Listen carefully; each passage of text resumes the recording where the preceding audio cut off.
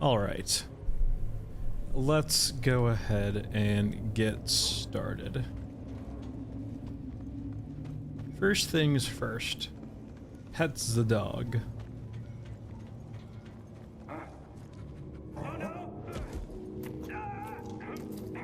Or I guess get mauled by the dog. Either or. Let's do some gunhead.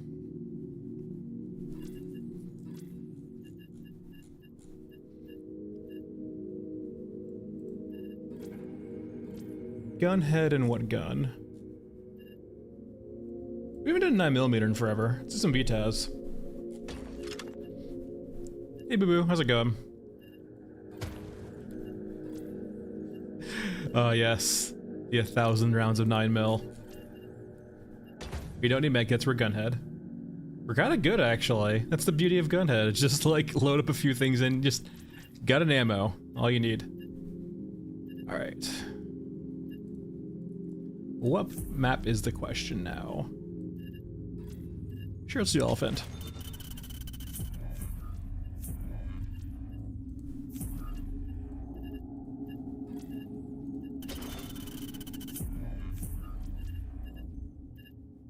And civilians, why not?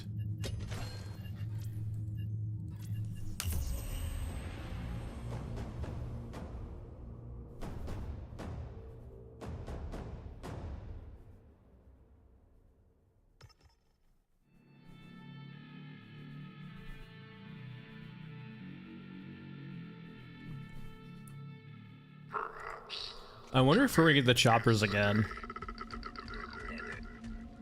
Hey, Mr. Nooks. I will say that, like, because the chopper animation when you enter this area was, like, just an effect, it did make the actual choppers that were in-game look so much more jarring. For those unfamiliar, at the very beginning of the launch of the game, there was an effect where when you spawned at the pipes here, 3 hinds, or super hinds, whatever you want to call them, would fly overhead. And they actually had, like, a normal, like, movement animation where it looked fine. But it wasn't like an actual hind unit, it was just like a visual effect like the bombers are. However, for some reason that effect would crash people's games sometimes, so they just removed it.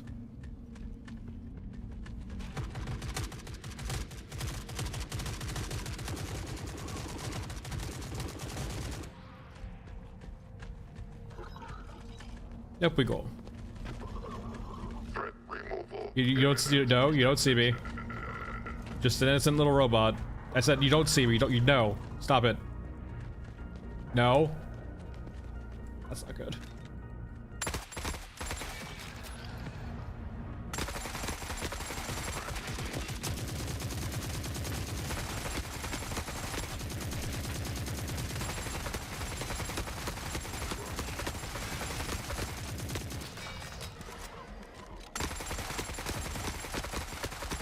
All right. Good? And we're good. It ups. I got staggered. Did I get like... I'm curious. Hold on, let me see my HP. Holy. We had to have gotten a headshot, right? Is there a grenade launcher here we didn't see? We like got... What's it called? We got staggered very quickly from like one guy with a rifle. I wonder if there's like some weird thing going on with like hitboxes or something. Like, is there actually like a crit area for players too?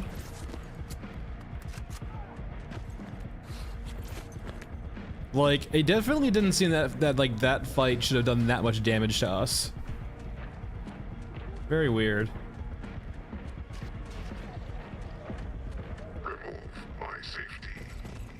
Like, do we have a headshot box? Maybe? Alright, we gotta be careful now. I'm very low. But no, yeah, it was like the hinds that would spawn were just like this, right? Like, not interactable units, but like just static effects.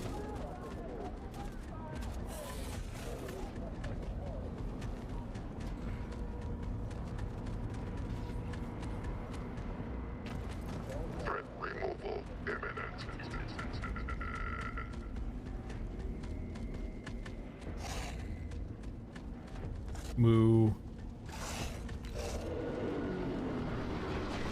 It's kind of cute, and like I didn't notice it when I did my cow video, but if you clip inside of the balloons, apparently it's actually just a European drone turned sideways for the bottom. And now that's kit bashing.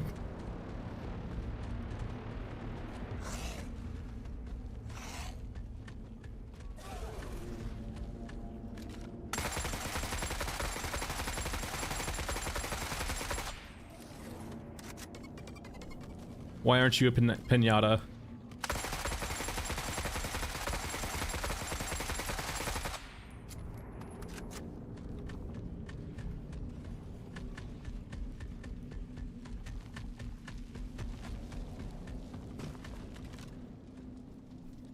There, up we go. So we have targeting, water, and then we have free civilians. Freeing civilians might be kind of hard here. We don't have a one-shot gun, so like we have to actually fight the guys around them.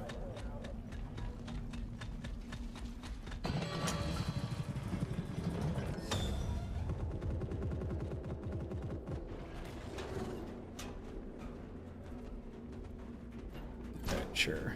Oh, here's the water. So I guess maybe when you have the quest that spawns more water here, it's usually not very often this much water here. Yay.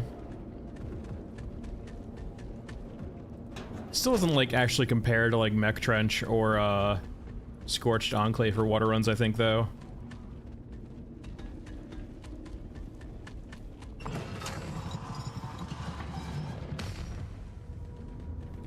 Alright. No grabber.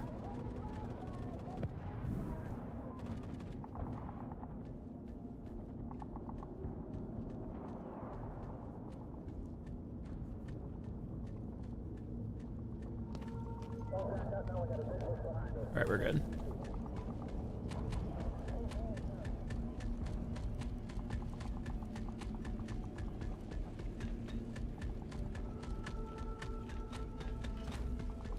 Hey Nazca, how's it going? Alright.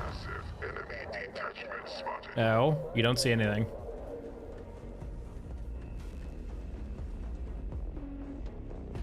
So I need to head... Why aren't you guys heading up? I need them to head up the stairs, or the ramp, I guess.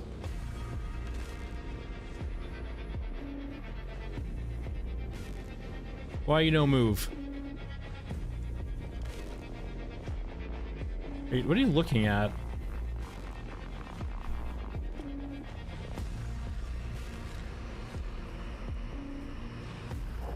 Is there something on the wall over here? What are you guys looking at?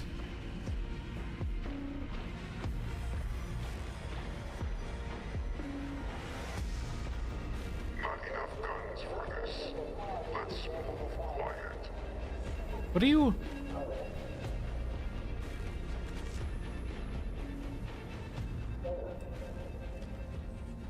Wow, that's like all of them. Huh.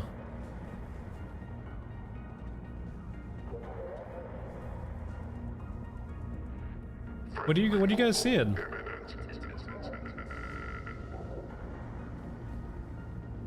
Alright, well, I guess I'll leave them to their business. Kinda wish I had a attack cam to see what's going on.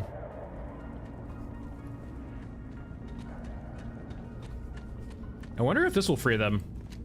Alright, that's silence too. Oh well. The civilians, I'm sorry, but they're guarding you real well today.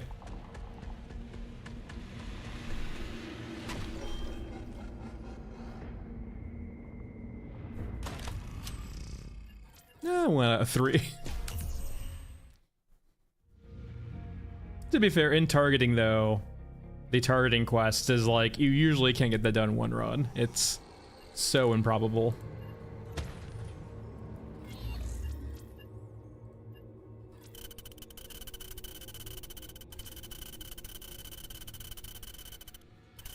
Wait, you're worried about running out of water? Why? I don't think we're ever worried about water anymore. Alright, let's get rid of these. I think last stream we only saw one night shift and it was on Underground Cemetery. Let's try to change that. I have been trying to like will into existence the night shift for this map for so long. And it does not want to abide. Like, I don't like the regular map, but like the cool rain aspect of like the night version makes me want to play it to try to get the night variant. And it just keeps letting me down by giving me the day variant. All right, bring some meds. That should be fine.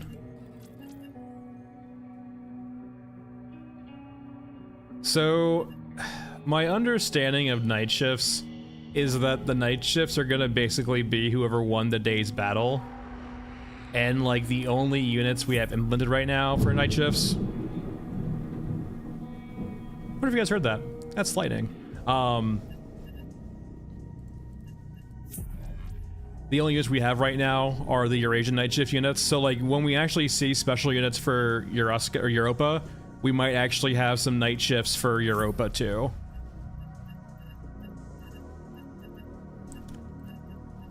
All right, stairway. I don't normally lose power during rainstorms like this, but like if I suddenly just disappear, you know why.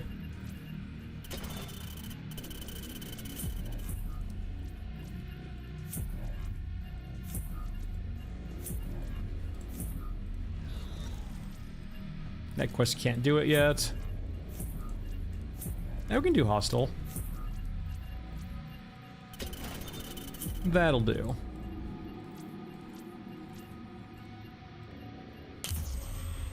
But no, yeah, like all the night shifts right now I think are all Rusk and Eurasian, just because we don't have night shift units yet for Europa. There could be like other sci-fi reasons too why Eurasia controls night shifts, but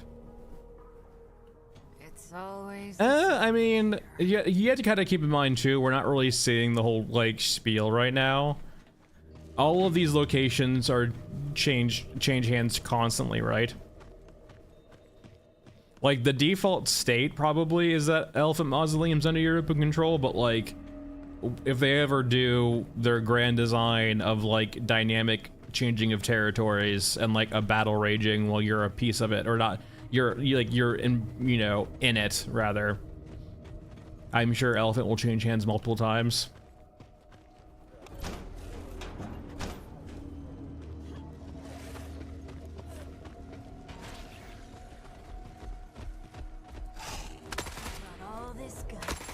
I mean, it's important for Eurasia, but you have to keep in mind too, like Europa uses them for food. So like them taking a lorry to collect bodies is actually important for them also.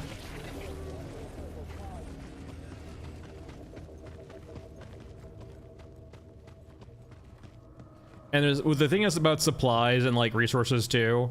Like granted, we don't really have that in the game right now, but like the premise is that supplies are very important. And so like the risk versus reward of going out at night trying to get some supplies might be worthwhile sometimes, depending on your state of supplies.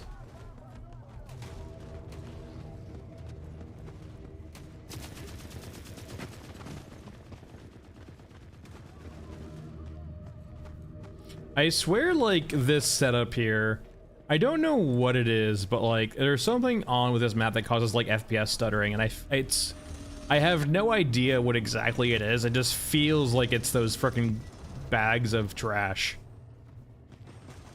I can't say for certain though. It just feels like it is.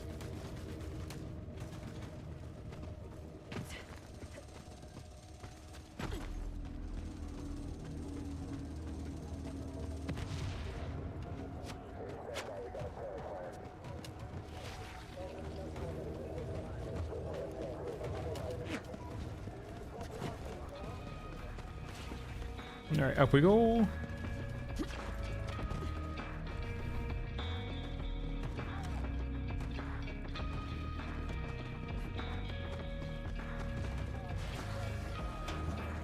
We are looking for the Band of Brothers guys. We're looking for basically corpse piles where a brother could be in.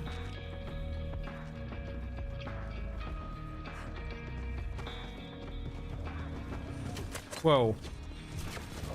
Are you shooting at? Okay, you're shooting at the drone.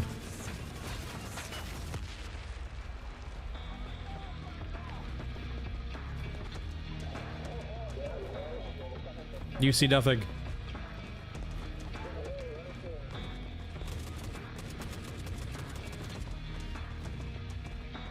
Yeah, well, I mean, I guess, well, the only problem, right, is that, like, the wall curves in toward us, which insinuates that we're on the interior of the wall, which is kind of weird, right? It's kind of hard to show you from right here, but like if we're back to where we spawned at, like the curvature of the wall goes inwards, which gives that feeling, right, that like we are on the interior. All right, there's Banner Brothers guy right here. Poor little guy. Can I see it from here or no? Not really. But no, it gives us a like idea that we're actually like on the interior, either descending or ascending. Like this is the gate almost out, if you will. Let me go back up and actually show you guys. I mean, like, I can't think of a scenario why, like... Yeah, the problem is we spawned there, I don't really heading back up. Like, the wall, you can see the wall curves outwards toward us, right? Or curves, like, or not outwards, but inwards toward us. So, like, if this is a circular wall around the city, like, you'd think that we're on the interior. It doesn't have to be a circular wall. I think, hold on, we'll go back to the region map, too. I think you can see it on the region map. Like, the premise of the map feels like we're ascending to the gate of the city, but at the, like, same point, like, the walls of how they flex inwards toward us makes it seem like we're actually on the interior and people were trying to maybe escape the city and weren't able to.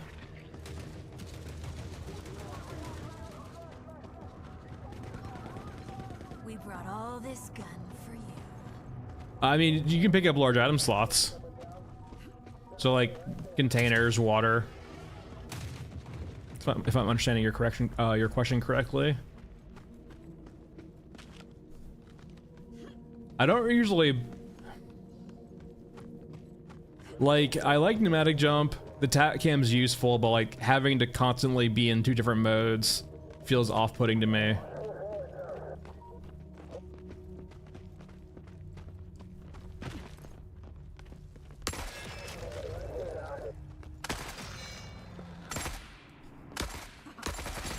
Ow.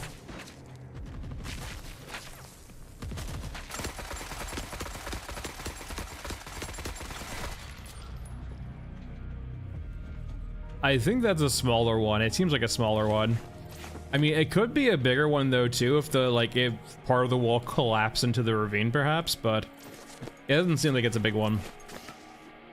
Seems more like a defensive wall.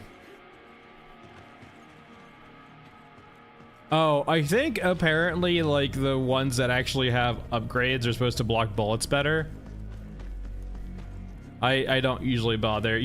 Typically I don't think running away from fights in this game is really worthwhile except for very few characters and very few circumstances.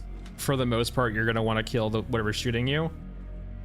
So like I don't put much weight on actually buying that stuff or trying to micromanage it.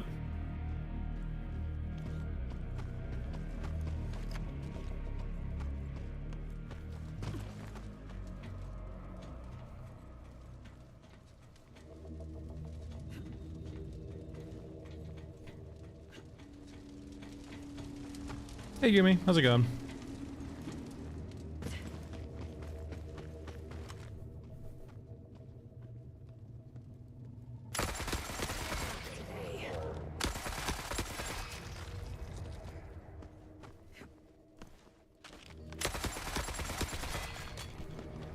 What am I hearing right now? Are you?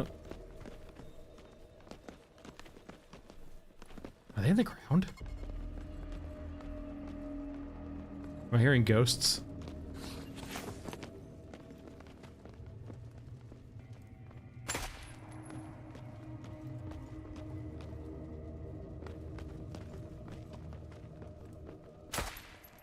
Yeah, I think they're on the ground.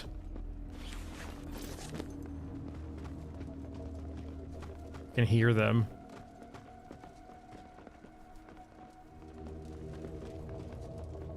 It's ghosts. Oh, there's the ping. Nope, there's the ping right there.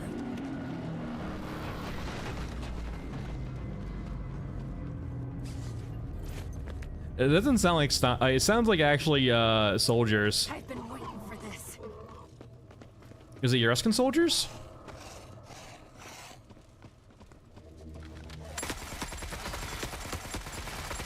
Cyborgs have a very distinct stomping sound now when they run.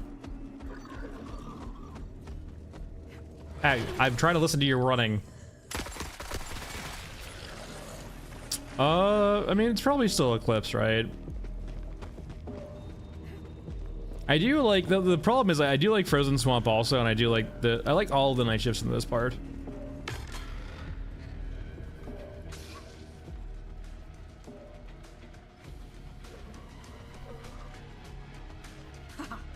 Christmas.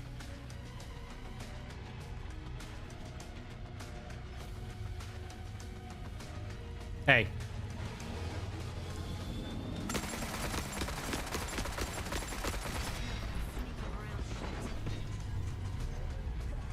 Let me get some cover real quickly.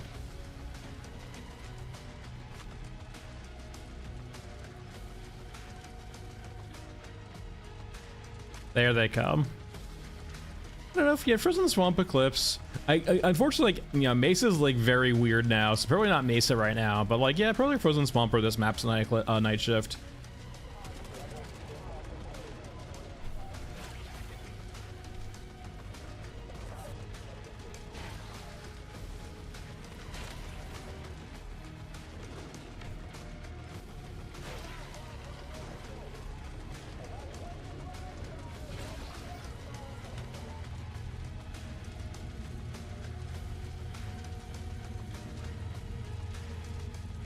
We brought all this gun for you.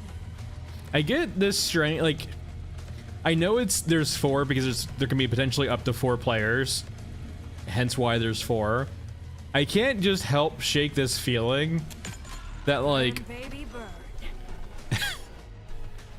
they're all gonna try to carry me, and it's gonna accidentally quarter me. For those unfamiliar with quartering, very barbaric medieval practice where you would have 4 horses.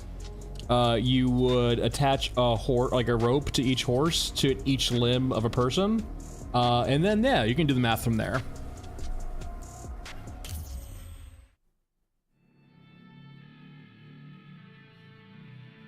You would be literally pulled apart. And for some reason, just seeing 4 drones and 1 scav girl, just like, this doesn't seem like a good idea.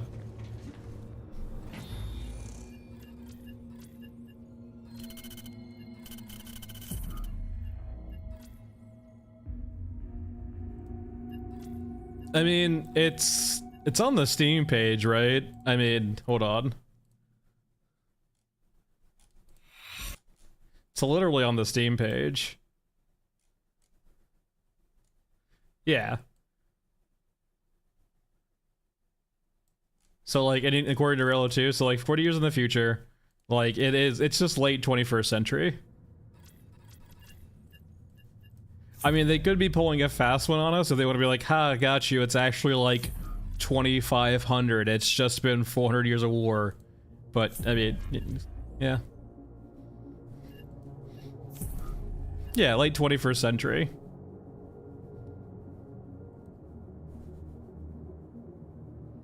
But like, if it's late 21st century and it's been 40 years of war, it means the war happened like, you know, 2050, the earliest. Yeah, FG, it's going well. Just playing around. I wonder if these are still broken.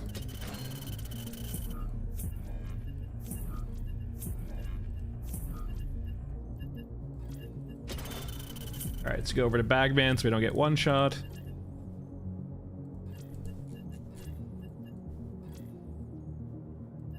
Bring in a friendly little grenade launcher. We can go maybe word painless. we shouldn't be inside that long, so should be okay. Bring plenty of meds for the dog. Do we need to attack him? No, we can bring a jump.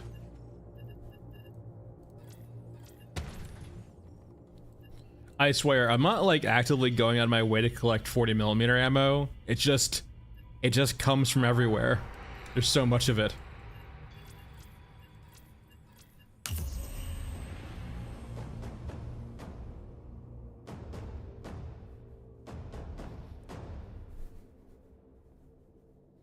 So much 40mm.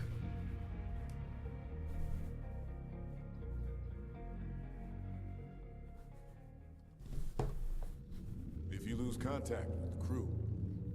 Yeah, yes, the Doom shaky cam. It's perfect.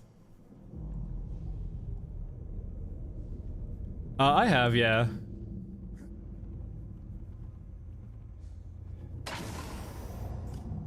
I might make Friday stream Helldivers. We'll see.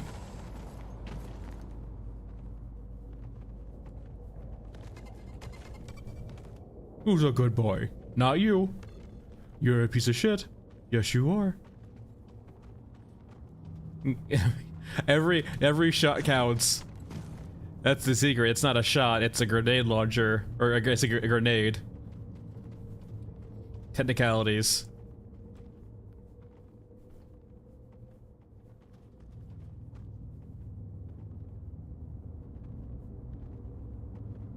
Sir?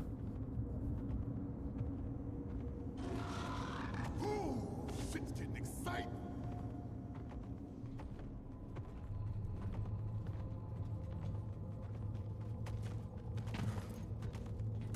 Alright.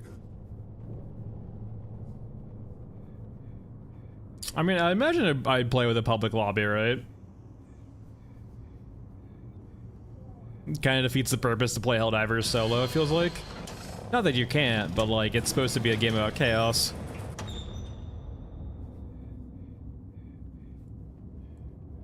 Right, let's go ahead and close this door, even though it probably doesn't matter.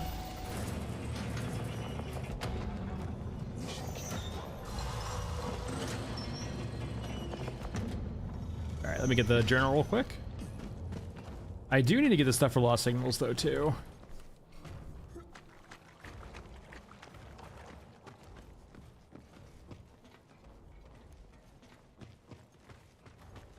You're getting a Fiat tomorrow? Oh, get the flag. Oh yeah, the new pack for Helldivers. Yeah. I wonder how there's no way this sword's gonna feel good, right? It's gonna be just like the lance, right? It's like it's a fun thing to have, but like ultimately you're gonna get shot when you have it.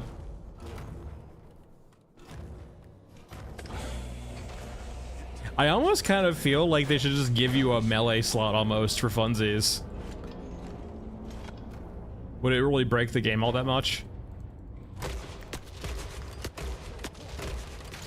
Just to give everyone a melee weapon for like melee weapon for fun. Give everyone a shovel too. Just full Death Corp vibes.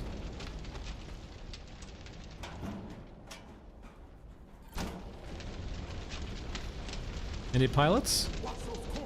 Let me drop this as the pilots.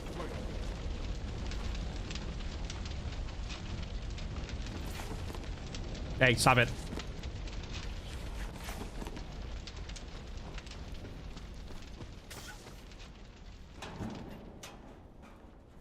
Yeah, I don't see a pilot. Oh well. Hey, Dave, baby. All right, so we have, I think, everything. We just need to go collect the signal stuff, which is mainly going to be back where we were, actually. It's really quiet in here right now. I guess when you don't have the free civilians quest, the patrol here doesn't spawn.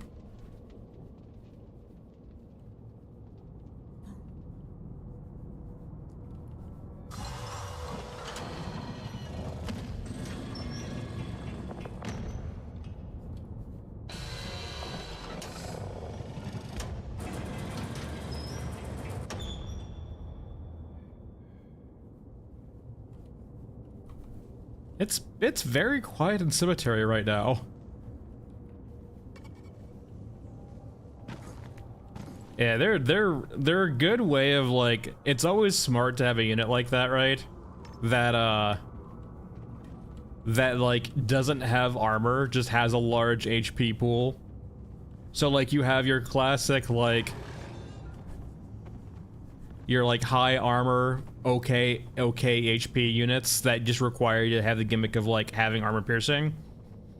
And then you actually have like the you can hit this with everything, it just has lots of HP sort of thing.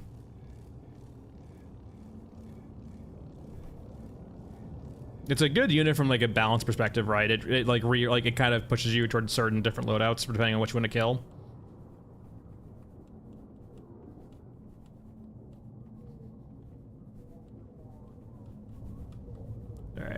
All right, it looks like they fixed this. They're easy to pick up again now. Keep cool and carry on.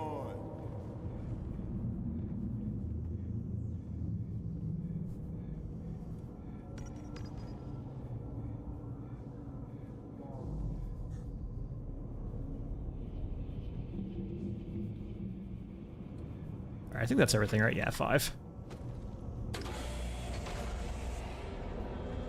Yeah, I think my only concern, right?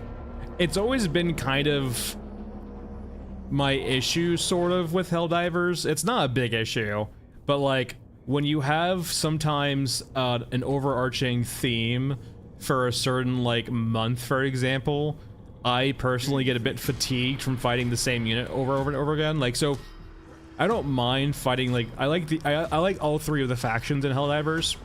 It's just more of I generally don't want to have to fight only one of them for like a month, right? I want to go like, you know, maybe go fight some Illuminate, go fight some Tyranids, sorry, Terminids, and then go fight some automations.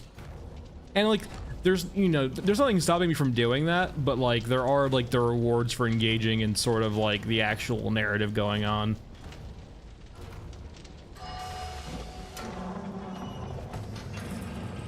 Like the game's not literally forcing me to, but it's like pushing me along to do that, it feels like. And I guess it makes sense though. They can't really like split the player base between 3 different like things going on at the same time.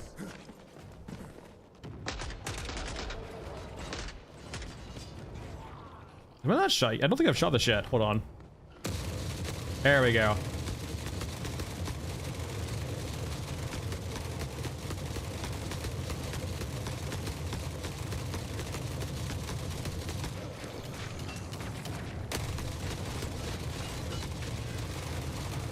I win. Yeah, I mean, I don't think we haven't gotten to the point yet where Helldivers has bosses yet, right?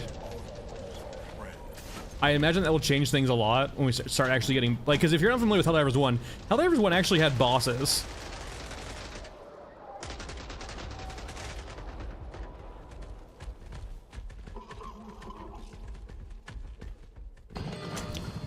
I was gonna maybe like wait Blood Panda till Friday, but like we can, I mean, if you guys want to see Helldivers, I don't have any qualms with playing Helldivers. I'm gonna sleep for a week. Wake me when it's game time. I know, like, we haven't really seen a lot of the like the fucky with the Illuminate shit. It's got a new narrative update, but the actual pack comes out tomorrow. So the actual like new battle pass comes out tomorrow. But like there's currently a narrative going on in Helldivers 2. I only really I think saw the like automation one. But like it's just like kind of like a boss fight, so it's like a large HP unit and then it has like mechanics like summoning enemies or something, like summoning extra units. It's got like attack moves and stuff like that. So like pretty stereotypical, just like standard boss, like large HP pool, certain movesets, summons enemies.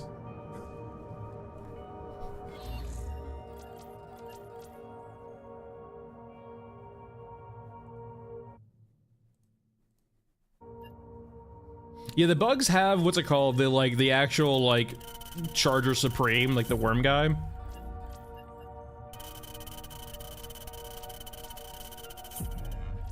Yeah, we have like the super heavies, right? But I wouldn't call those bosses. The bosses were actually like usually like named, right?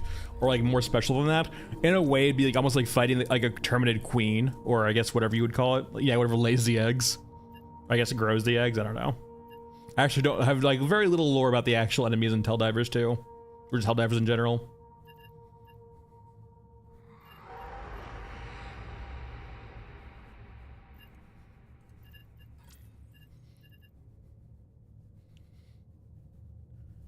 All right. Mesa.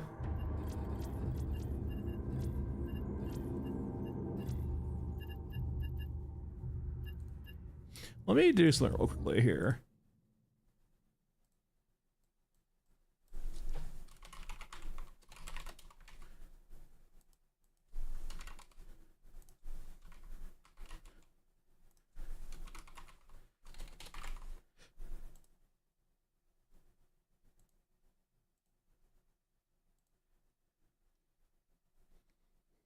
There you go.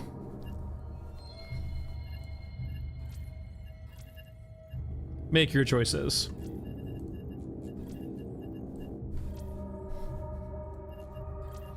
Let's go stock M16. Let's go Vietnam War era. And then hand grenade launcher.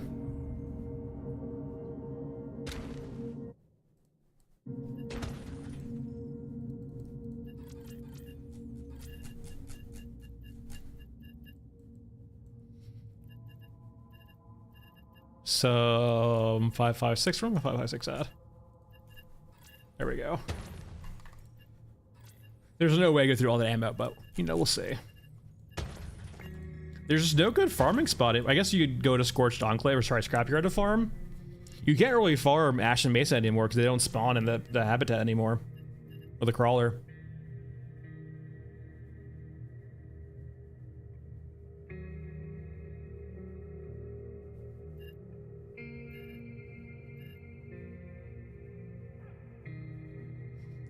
Alright, we got that. Need quests.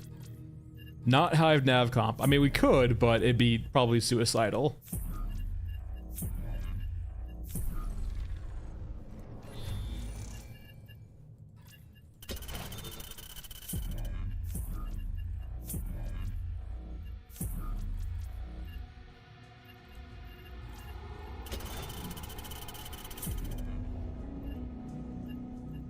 And do we have payback?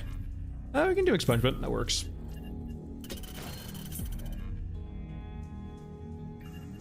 Do YouTube bots watch videos? I mean, I see plenty of, they haven't hit my channel yet, but a few of like the larger creators I watch, like some of the first comments they'll usually get on their videos are bots. So like I mean that definitely, if they're commenting on your video, they're hitting a view on the actual video. I'm not sure if they would watch the entire thing, but at the very least they comment. I don't know why they do that. It's really weird. They always say like just some really weird shit sometimes. But I don't know. Hey, Sky Cave.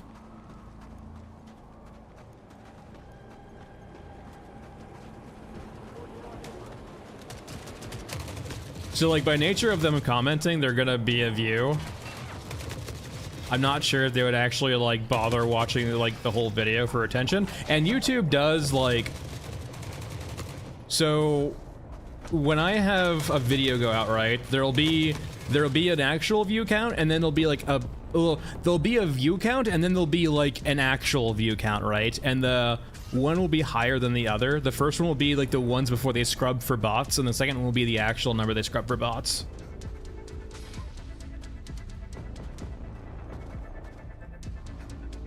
I'm not sure if we see a lot of bots around, I don't know.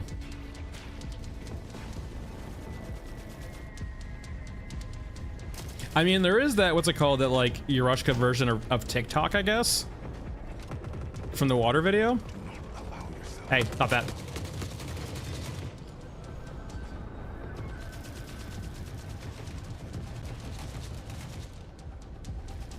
Alright, I'll go ahead and end the poll now. So yeah, we'll do a Friday video of Helldivers, or Friday stream of Helldivers.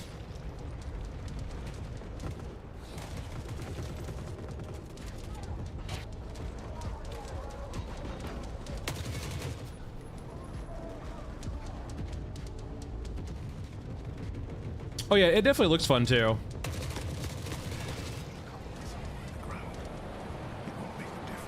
And if I have time, like I'm really busy right now, hence why there's not a new video coming out, and it probably won't be for a while. But like, if I have time tomorrow, I might stream a little bit of Helldivers. It just depends on what's going on tomorrow. It's one of those, like, I'm currently in like a situation where like it's not a bad situation, right? But it's like things are just like day to day, so like I don't know exactly what's gonna happen that exact day until the day itself. So it makes it kind of hard to plan. It makes it really hard to plan.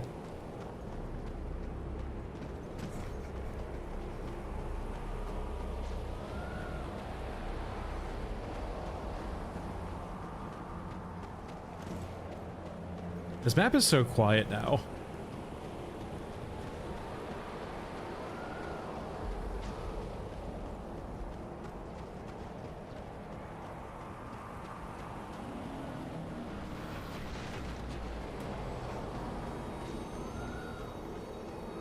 It definitely like just like does make me like hopium up a little bit and make me think that they're adding different spawners to this map. And we just caught the map mid-update. I mean, if we see like a leak like grenades, for example, which they get leaked out to us, it begs to like think also that we might be getting some things we shouldn't, like there might not be the best version control going on.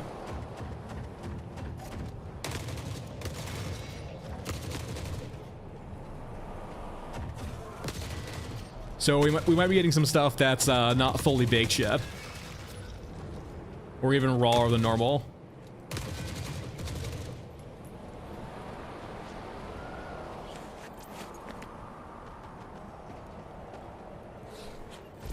I think in a way, honestly, Sky Cave, I really ignoring Sony aside. So like when I talk about Helldivers, I'm talking about Arrowhead. If I want to talk about Sony, I'll talk about Sony. I'll mention that.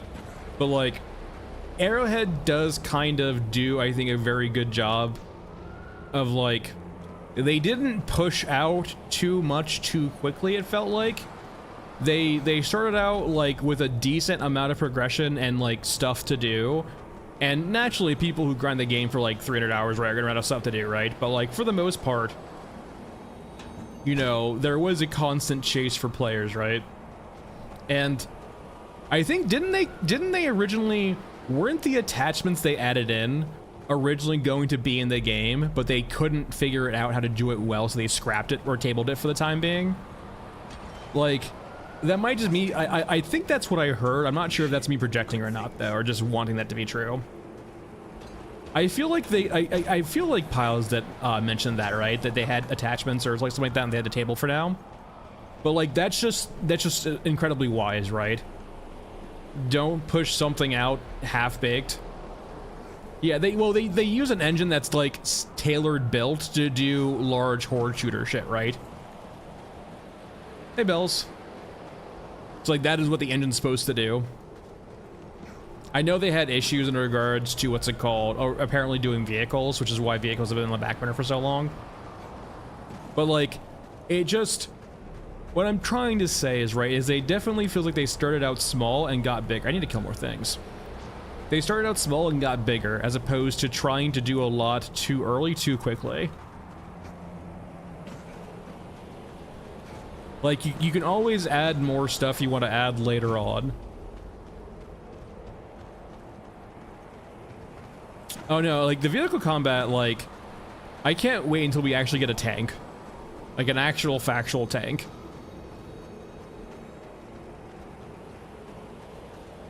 Yeah, poor Blaze.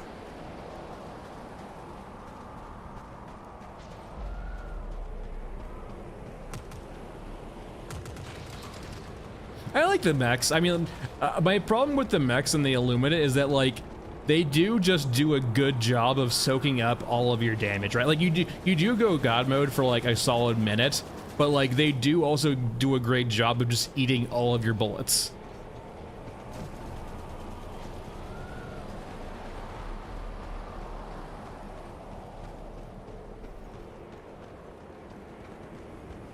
I wonder if we're gonna get, so, like, by the way, so, like, the narrative right now for Helldivers 2 is that the Illuminate are like doing a drive to attack Earth. And like there's no shot we're not gonna have, like, we're doing missions right now in proxy battles on other planets before Earth. There is absolutely no shot narratively they don't send us to defend Earth, right? And like at that point they're gonna give us more stuff, right? Like there's gonna be some special weapon they're gonna give us to help us like defend Earth. And I will say that's actually what I'm excited for too, is new maps. Yeah, like that was probably the biggest thing that kind of bored me of Helldivers 2 eventually after playing it for a while. Was like I liked seeing the tiles in the new maps and like how they looked. And so more world types will just carry the game so much for me. It's good so. Well, yeah, like, well, it's Sky Cave. Remember, there's ways they can tweak things in the back end to make it happen, right? Like that's the sign of a DM who knows what they want, in the sense of they put their foot ever so slightly on the scale to make sure the outcome they want to happen happens, even if they have to twist the way it gets there.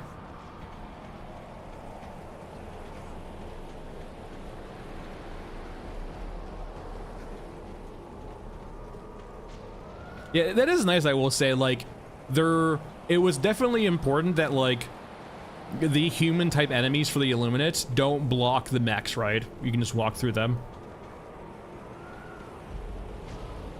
Yeah, I haven't looked at it yet. I haven't looked at leaks. I want to be surprised. But, like, there's no shot it's not coming, right? There's gonna be, like, you're gonna be on the streets of Super Earth fighting with a sword and spear.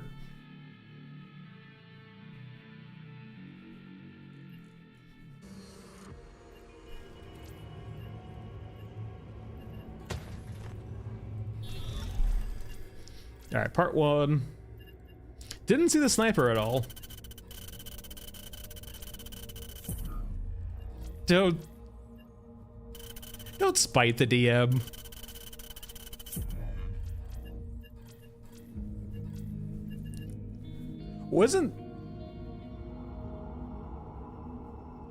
I actually do like Bells. I love spears a lot. I imagine Bells considering knowing Oblivion, I almost feel like I know why they cut spears, right?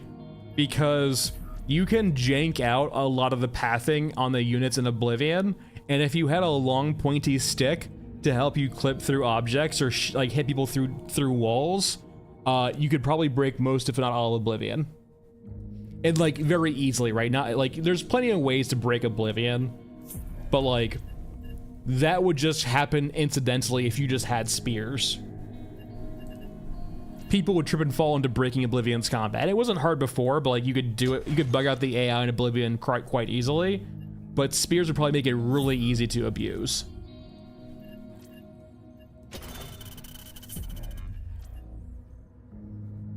They need to go back to Morrowind style of combat, right? Where like you point and click and like you just don't know if you're gonna hit or not. That's always fun. Young me was so fucking confused what was going on in Morrowind. It also didn't help too, I was playing Morrowind on Xbox, and if you're unfamiliar with Morrowind on Xbox, it was a complete shit show. The longer you played Morrowind, the exponentially longer the saves would take to load until you basically couldn't play the game anymore. And there was like nothing to do about it. You just had to make sure you didn't save it all, basically. Which, playing Morrowind, you probably know is not a good option. It was such a fucking broken game on Xbox.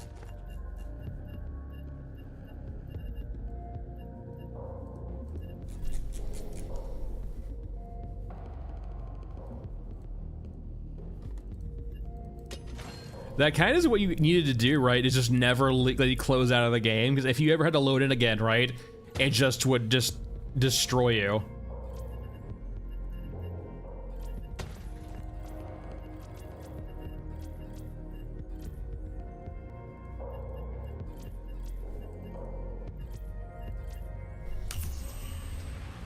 Yeah, I think that's like what it is. Like, it's been so long. I just remember all of the pain and suffering watching the loading screen for Morrowind on Xbox.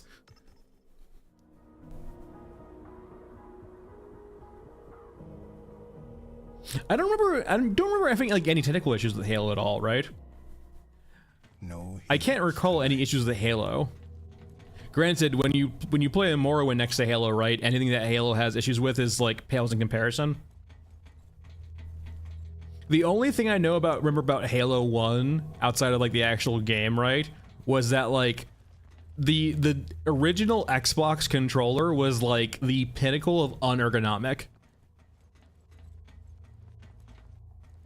Ah, yeah. I mean, I was young enough where like that would never fly. They have arrived. We have to endure.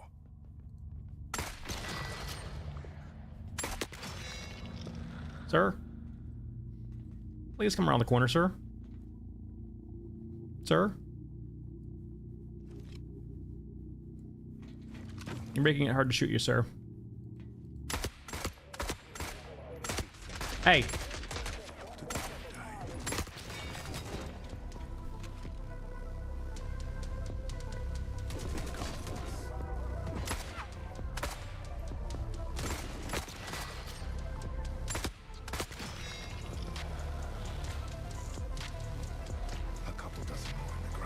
I mean,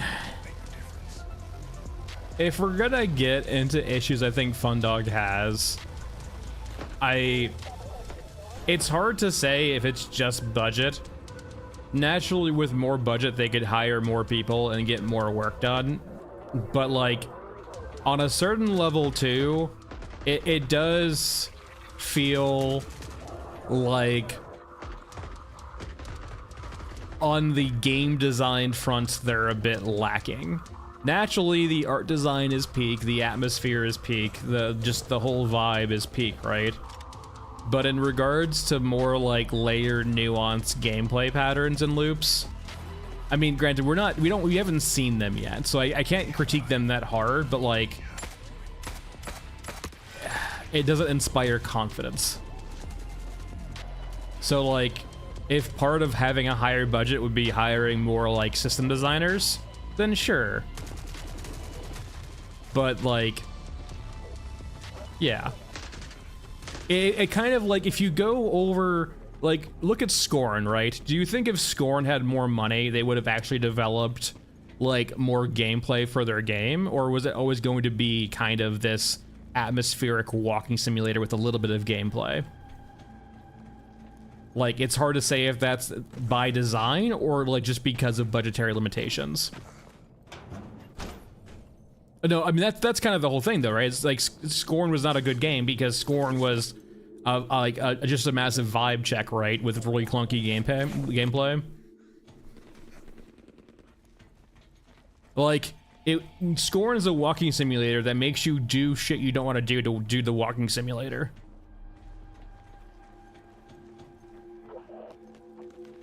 A couple dozen. It won't make a difference.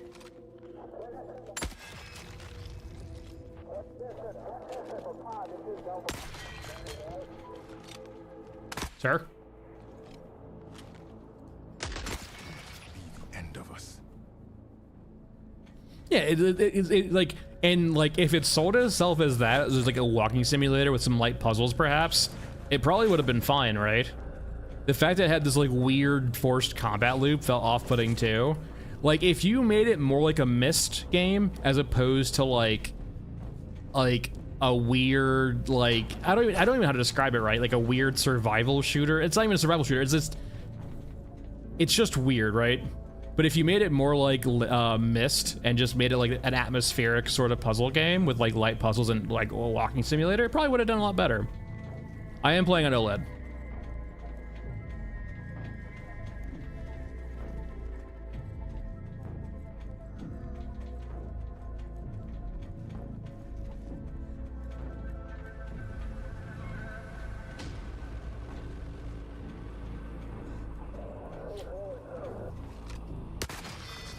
If the game was a bit too dark, I could up the contrast levels, the exposure a bit more. It just depends. It's already up to a little bit, actually, because I know the capture card doesn't do a great job on it.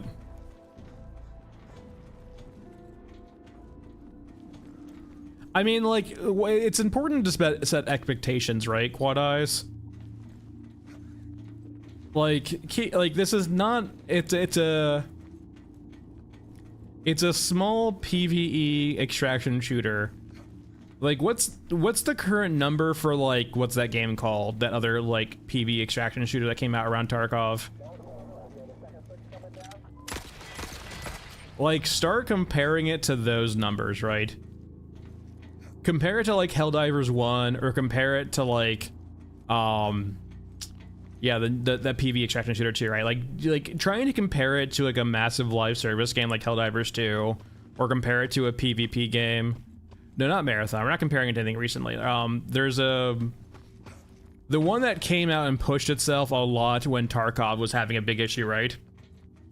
It's got, like, I think it's Crytek engine or it's Unreal 5. It's got, like, very good graphics. No, it's online.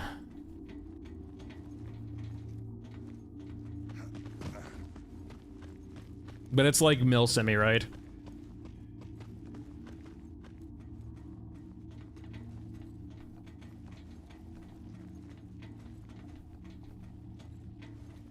I want to say it was about like a year ago, right? Maybe less than a year ago. When Tarkov was getting a lot of shit is when it came out. I actually played and refunded it almost immediately because the graphics were that, like, the FPS was that abysmal. They pushed it out too early.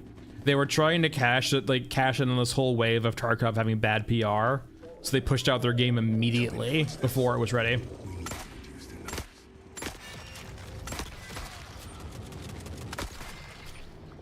Do I have meds still? I don't have meds. It's time to leave. The SPD is great. Please, yeah, play your own game, mod it. Apparently, they're supposed to be, like, you know, you should apparently be able to do SVT Tarkov with, like, friends now too. Apparently, there's loops you have to go through, but apparently you can host your own server and, like, host your friends and stuff like that and play co-op. Yeah, exactly. Yeah, it's getting into the weeds. Having to basically run a server for your friends to connect to. Yeah, you are basically, your machine is taking the place of the server, if I understood correctly. Like, you are the new host for the game.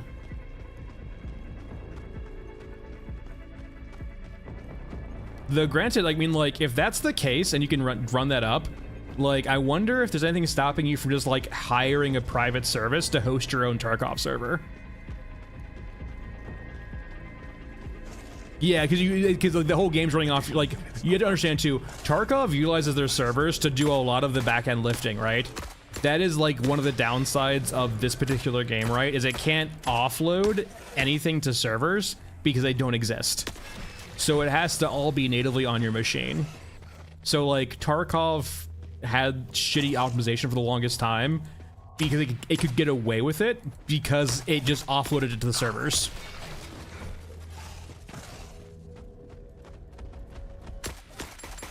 Hey Marcus, so it's an early access game that's still very much in the oven. It doesn't really have like an actual story. Well, like, it's got a narrative. It doesn't really have there's not like it has a narrative but not a story, right? So, like, we're late in the 21st century, post-apocalypse, kind of, sort of, 3 factions warring across the world, only 2 sides. And we're kind of just like the survivor, just trying to live in the midst of this war. So yeah, it has lore. It's very loose. It's more Dark Souls-y in its lore than, like, actual exposition.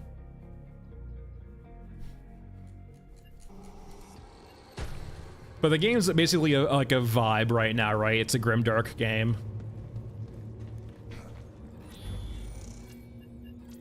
And it's PvE. With co-op potentially, or not potentially, but with co-op.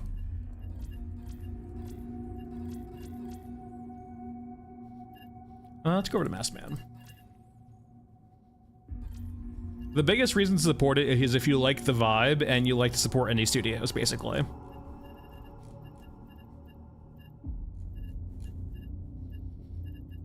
All right. There's really not a reason to use LMGs right now. Just genuinely not. There's no PvP in this game, and there won't ever be. If you want to see what happens to a small indie game with PvP, I have great news. Here you go. This is what happens when you have an indie game that tries to do PvP as their core loop for their game. This is what happens.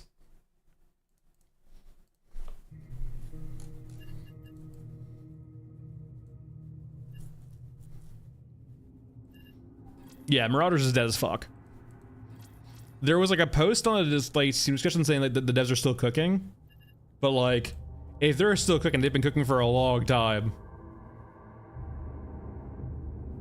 Yeah, I need to actually like play Arc Raiders. If they do another beta, I need to like get into it and see how it runs. Like I've heard good things about I've heard great things about Arc Raiders, and the only reservations I've heard about Arc Raiders is that like it's PvP. And I don't necessarily hate PvP, it's just that I just don't think it has a lot of integrity nowadays.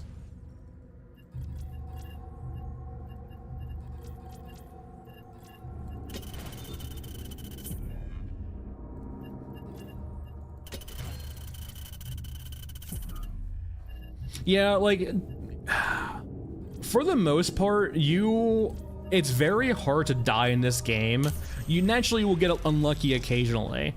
But like, if you're playing the game in a certain way, it's very, very hard to die. The only exceptions being the occasional RNG, which is fine, or the chopper. I generally play it guns blazing, but you can play it more stealth. There's not really... There's punishments in the game to stop you from going guns blazing, but they're really not severe enough to really stop you. So you can kind of play the game, like some people are gonna play it more stealthily, some are gonna play it more like, you know, Chad-like, some are gonna be the mix of both. But like, there are a few gameplay mechanisms to punish kind of over-aggression or greed, but not very, they're not so oppressive that you can't do it. And it could be the case, right, where because they want to test stuff out, they haven't really balanced the economy at all. So in one of their earlier marketing pitches, right, their marketing material in their videos, right, one of the key lines is they say every bullet matters, but like you get sold thousands of rounds of ammunition every hour potentially, right? So it's not really scarce at all. So like, I mean, if bullets mattered more, if like ammo was harder to come by, or like the ammo you wanted was harder to come by, that could be a reason to like incentivize less combat, in the sense of you really don't have all that ammo to like murder everyone, right? It does become kind of an issue though when you have enemies, right, with guns. Because say for example, if you have a person kill like 10 guys, right? Say you kill a full European squad. Is it going to be the case where they don't have any ammo at all? Or like, do you need a like, or the ammo they have is not very useful?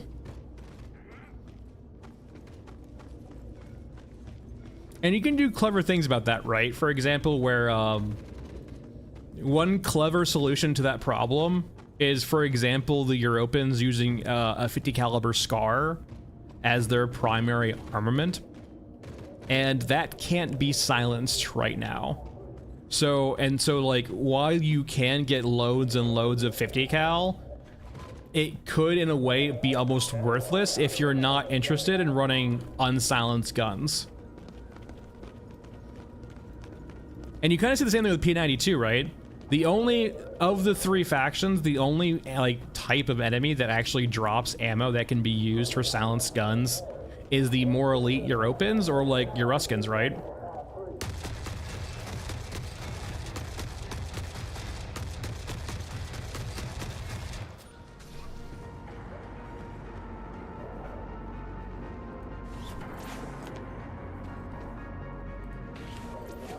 so going back to the core premise, right? It would be off-putting to a lot of players, especially me, like if the infantry for factions act like they have infinite ammo, but like when you go loot them, they have like 5 bullets in their inventory.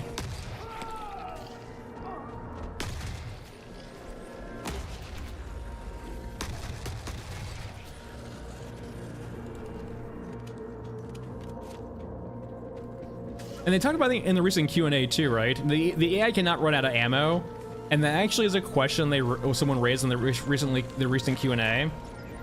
And like, it makes a lot of sense, their answer, right? In the sense of, can you really think of like, while it'd be cool to have states like that, it becomes this massive loop of like, what the hell do they do when they run out of ammo? Like, do they go scavenge for ammo? Do they just try to melee? Like, what the hell do they do when they run out of ammo, right? And so it's much easier just to have them not run out of ammo.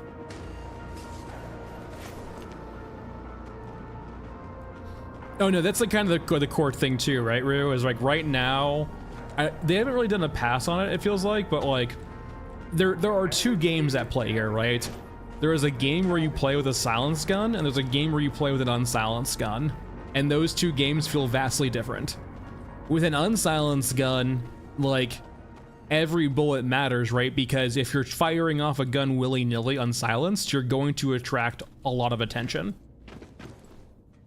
And so it's less about ammo economy and more just like, when you shoot, you have to be cautious with where you are and when you shoot, because if you start going guns blazing, you're going to find yourself overwhelmed.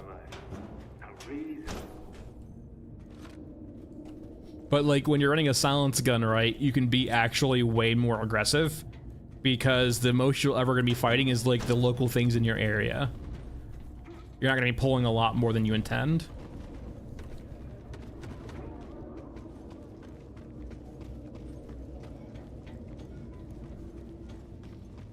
Yeah, this game is only, for Momentum's point, yeah, this game's only PvE. It should only be PvE. The point with Marauders, right, is that, like, when you're an indie studio and you're kind of, like, really early on, like, you're not a studio full of expertise, right? You are just getting your footing. It's damning to, like, make a game that's, like, got a PvP as one of its core elements, and you just have to deal with cheaters. What did I just fucking hit? Is it just dropping really aggressively?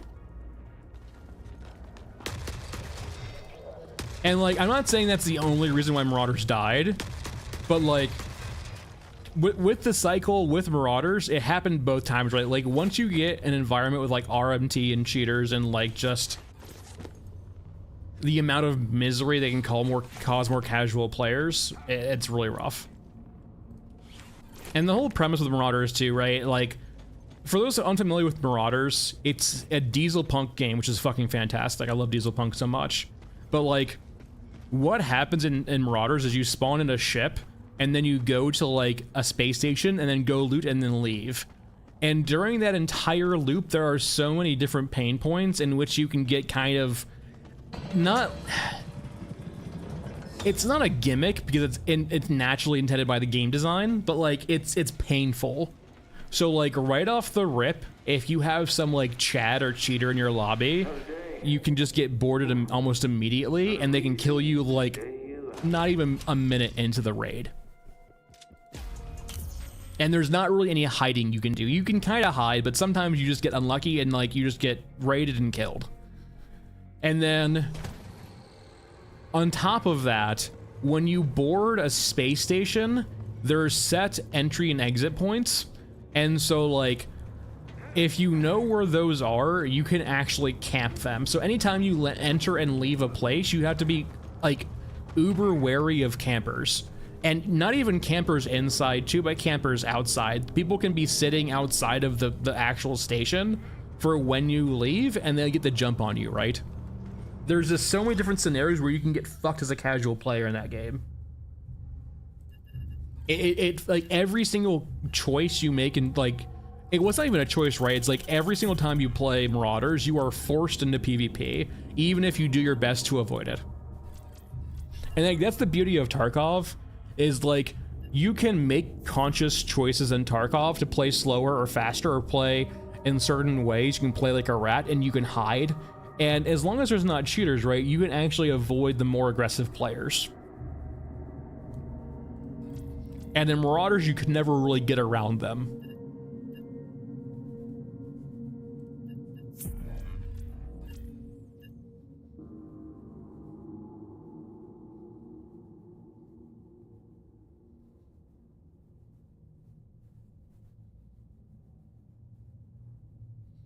Well, Sky Cave, yeah, like it's damned in multiple ways, right? Sky Cave, right? You have the studios that aren't willing to take risks. They want solid returns, and so they're always trend chasing, right? They're not the ones trying to set trends. They're the ones trying to monetize the hell and back trends. But they themselves are not willing to try to implement new things, right? If you go to like a suit or go to a bureaucrat or go to like an executive, right? They're never going to approve something that's not been tested before, right? They're not interested in taking risks. They want safe, solid returns. They want to show growth. What map are you playing? Scorched? Scrapyard? Scorched. And then like you have the exact opposite with indie studios, where like they're usually very interested in innovating or doing things they weren't allowed to do in bigger studios. But like they don't usually have the resources to do very large things, right?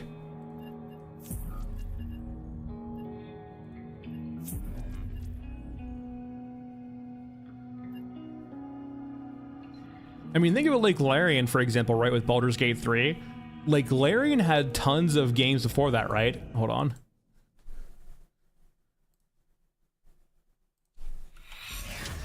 Yeah. Like, where's Divinity, or, yeah, Classic? 2014. So, like, 2012 was Divine. Is this actually Larian? Yeah. So, like, Larian's first game was, like, an isometric, top-down, very indie-looking game. Granted, 2002. Holy shit. So, let's go to actually Divinity Original 1. Let's go, yeah, Classic. So, 2014. So, like, between 2014 and, like, I guess you can say 2023, so, like, 9 years, it's a slow, tedious process for these smaller studios to get up to speed to the point where they can make an actual, like, AAA game, right? You can, like, they're not a AAA studio, but you can definitely, Baldur's Gate 3 is a AAA game. And even then, right, what's his name? The CEO of Larian basically said, like, when we released Baldur's Gate 3, like, if it didn't do well, the studio was closing. We were massively in debt. And that's kind of the whole premise of the indie studios, right? Is, like, to do the things they want to do, they need to first show a track record of making, like, smaller games. And then, even then, to make the games they're trying to actually make on a bigger scale, like, actually AAA games for them, they have to take huge risks, like, going into debt, right?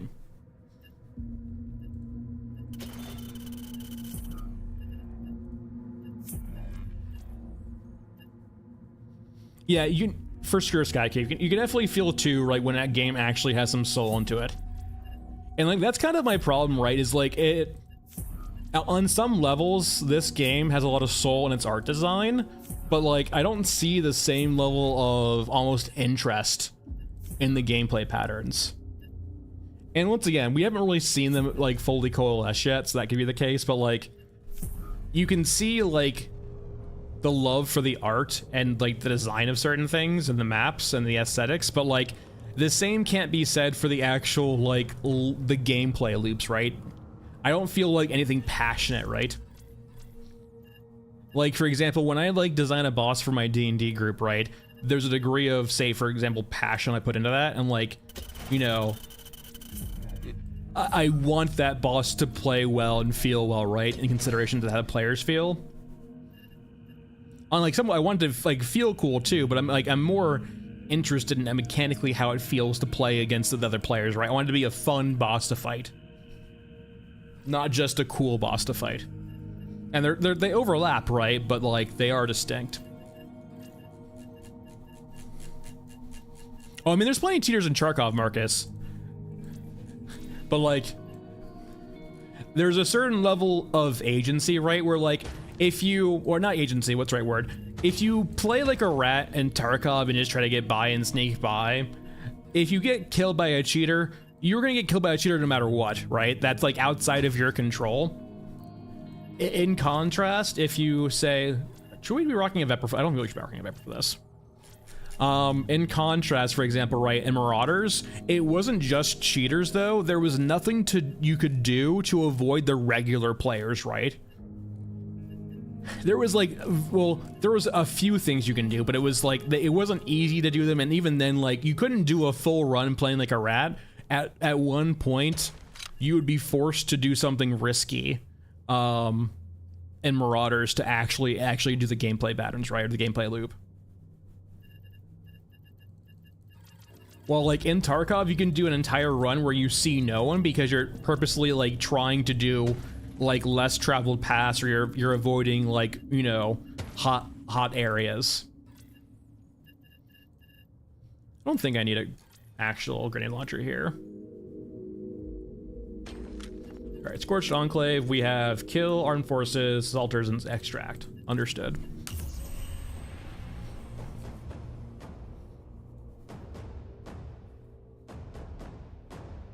Yeah, Rue, hunter killers right now are like very underbaked.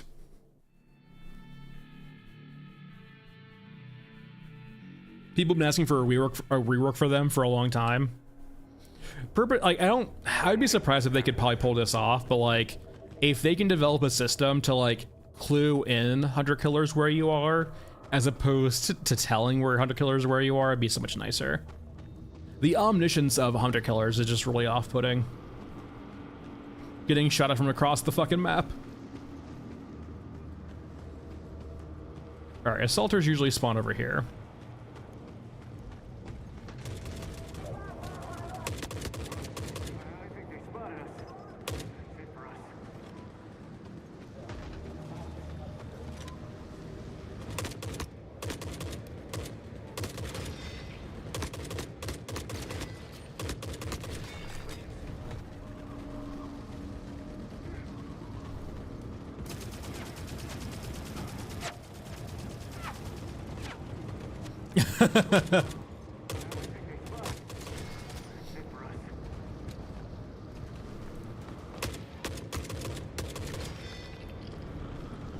So very true. I think it's mainly too that like there was a good cycle in Tarkov's early development, right? Where like there would be like every year there'd be controversy, Nikita like apology slash like message to the community, and it would reset. And it definitely feels like with the whole super deluxe edition, he burned his last goodwill point.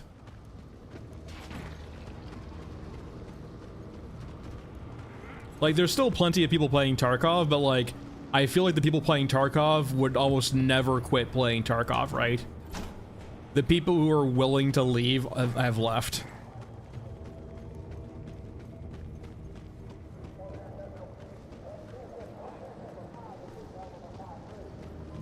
Or just are playing SPT Tarkov, for example.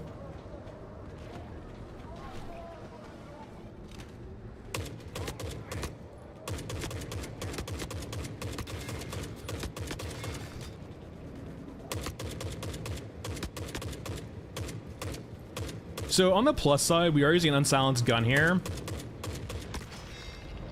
So we are attracting a lot of attention, but thankfully there's so much going on right now that they're pretty distracted by everyone else right now.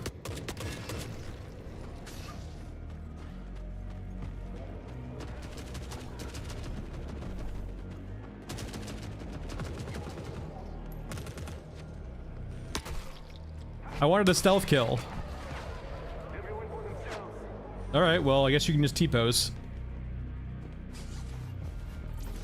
Yeah, I mean, I'm more concerned about just overall guns feeling better.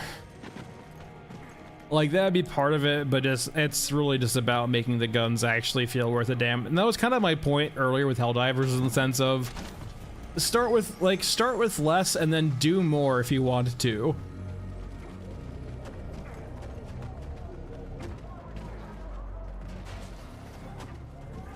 You can always add more guns later, but set a good baseline. Everyone for themselves.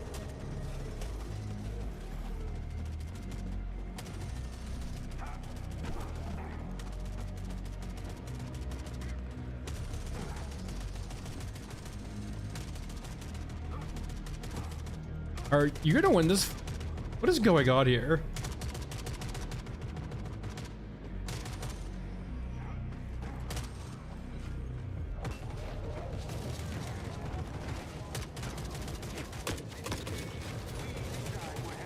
Oh, that EXO is so fucked. We need to leave.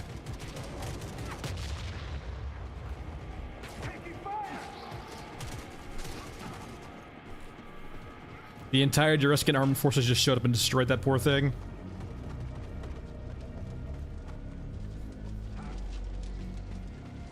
Man, the EXOs need some love. The EXOs have been so derpy for so. It's so sad to see like the EXO video and then just see the EXOs in game. You're like, oh, you poor souls.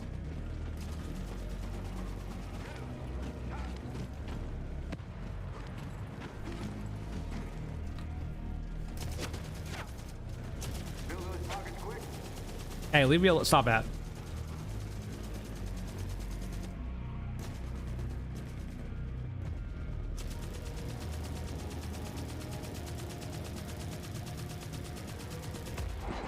Right time to be on the surface.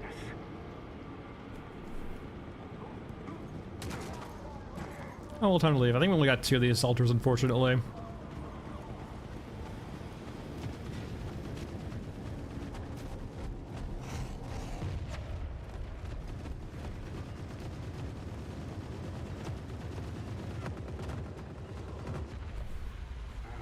Hard run. But at least we made it.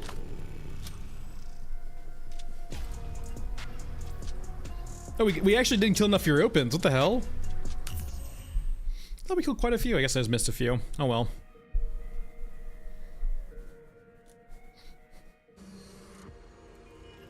Not too shabby. Yeah, like you can run the Scar for sure.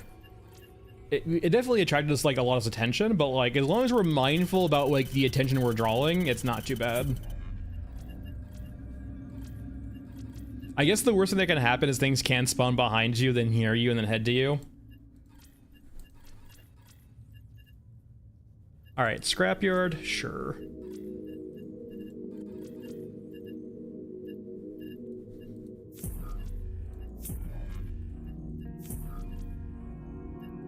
We don't need any quests for scrapyard. Gunhead? Sure, let's do gunhead too. What's a gun I don't normally use? I've done pistols in a while, but pistols and gunhead don't really work too well. Can't ADS.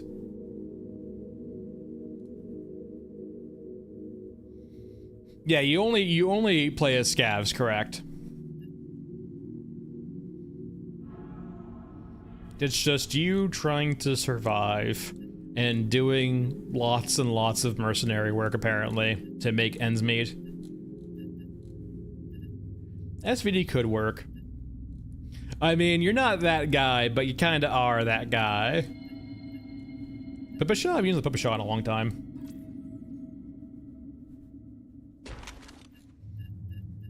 Just Pippa-Shaw plus, like, endless rounds of ammunition? Sure.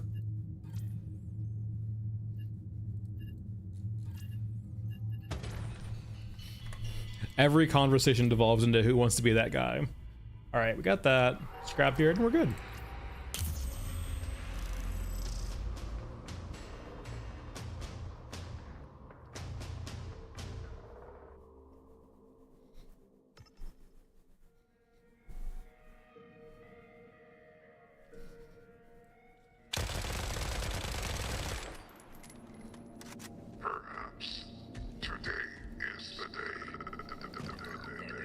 Yeah, I just need to wait like another year before Subcom is probably fresh enough for me again. Though I could probably honestly play Subcom right now, but it isn't like always an ordeal to play Subcom because like whenever I play the campaign, each mission takes like 3 hours. Initiated Protocol 7-2.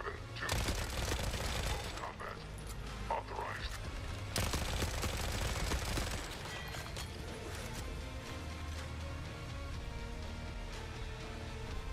Sure.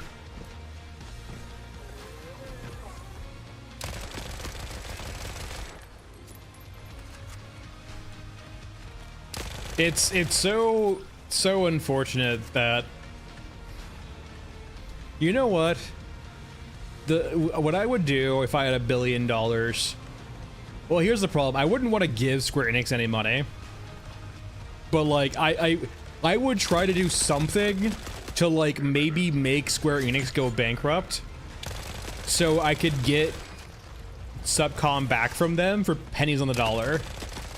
Because I know, like, almost if I had $1 billion, right, and I looked at like Square Enix and I was like, I want this franchise, despite them not using the franchise in fucking forever, you know, they'd be like, we want $1 billion.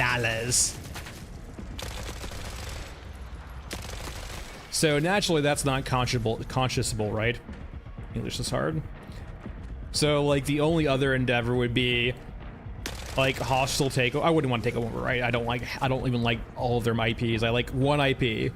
I like one thing from Square Enix, and it's not even from Square Enix. They bought it. They stole it and they ruined it.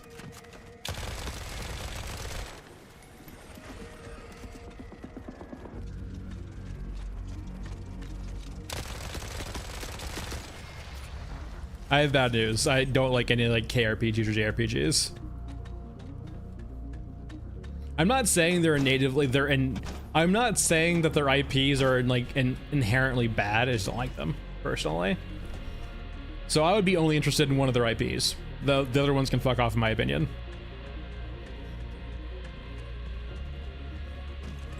But no, like, yeah, they would want way too much for that singular IP they haven't done anything with. Granted, isn't there like, what's the law, right? They had to do something. They like, I know that movie studios, right, have to release a movie ever so often to keep the IP of something, right? Like if you don't maintain it, right, there's a certain period where it becomes open for anyone to use. I think it's still like archaically long. It's like 100 years, right? Something long as shit. Maybe it's less for like actual media though. I genuinely have no idea. But like there might be a point, right, where they're forced to make a Subcom game, not because they want to, but because they have to keep the IP. What point that would be, I have no idea. But no, it needs to be free from them, because like the problem is, the thing that they would do, right, is they would just try to make another Subcom 2 game. And that's not what people want. Granted, you would have to compete with Beyond All Reason though. Is Beyond All Reason free? I can't recall. Those unfamiliar, Beyond All Reason's basically a Subcom clone, but like it's essentially the spiritual successor to Subcom, but it's its own thing. But the premise being like, you know, large steps like Subcom style battles and economy.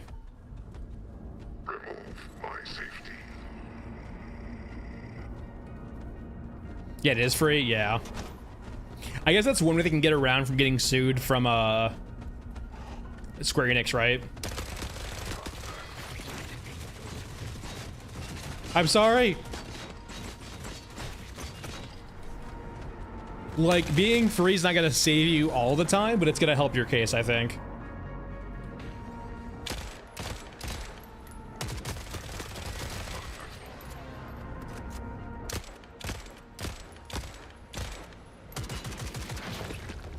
Womp womp. Why isn't my get head working? So very sad. Turns out 9mm is not very good, especially unsilenced. I mean, I would say look at Beyond All Reason. I guess the core premise though is that Beyond All Reason does not have a campaign. It's literally just, I think, multiplayer, right, or skirmish. I think a premise too, right? Was no, Beyond Reason looks good. I've considered getting into it. Just it's when you have a game like that that's mainly focused on multiplayer, there is always going to be this period, right, where it's just going to be a struggle to learn the game, right? That you would normally get into a campaign. Yeah, I mean, it's derivative, right? It's always going to be usually worse to a degree. It's very hard to have a game that's derivative be almost better.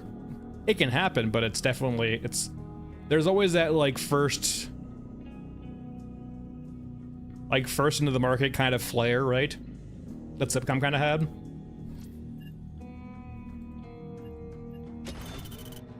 Oh yeah, I mean, yeah, right. That's definitely not its selling point, right? The people who are really into Subcom that keep play it are like really into the strategy of Subcom, right? The art's like they're not ever zoomed in enough to actually see the art. For the most part, they're seeing icons on a mini map go across the world, and they're hitting hotkeys. It's literally a game. It's not a game necessarily about logistics, but like it is probably the most logistics-oriented RTS. I would easily say. Like the macro economy and Subcom and Beyond All Reason is like incredibly important. Like the individual microstrategy is not like overall, it's still important, right? But not as important as your macro.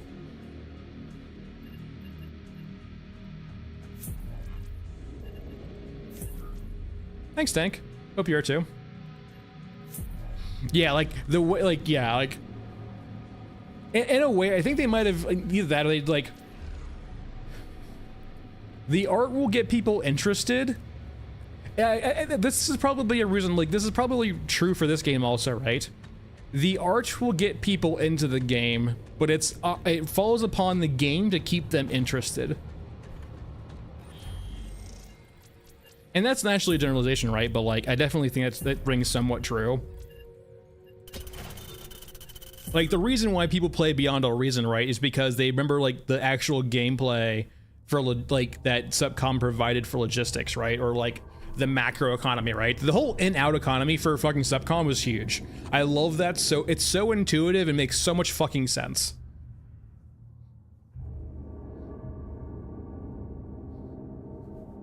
It's such an interesting way of doing the economy, right? Like you can stockpile, right? And stockpile can make up for shortfalls in your current input output. But like it's not about like what you have stockpiled, it's about what you're currently just spending, right?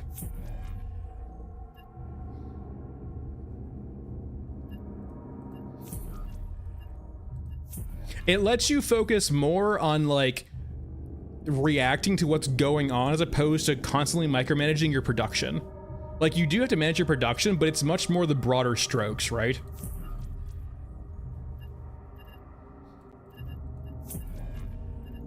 Two quests is fine.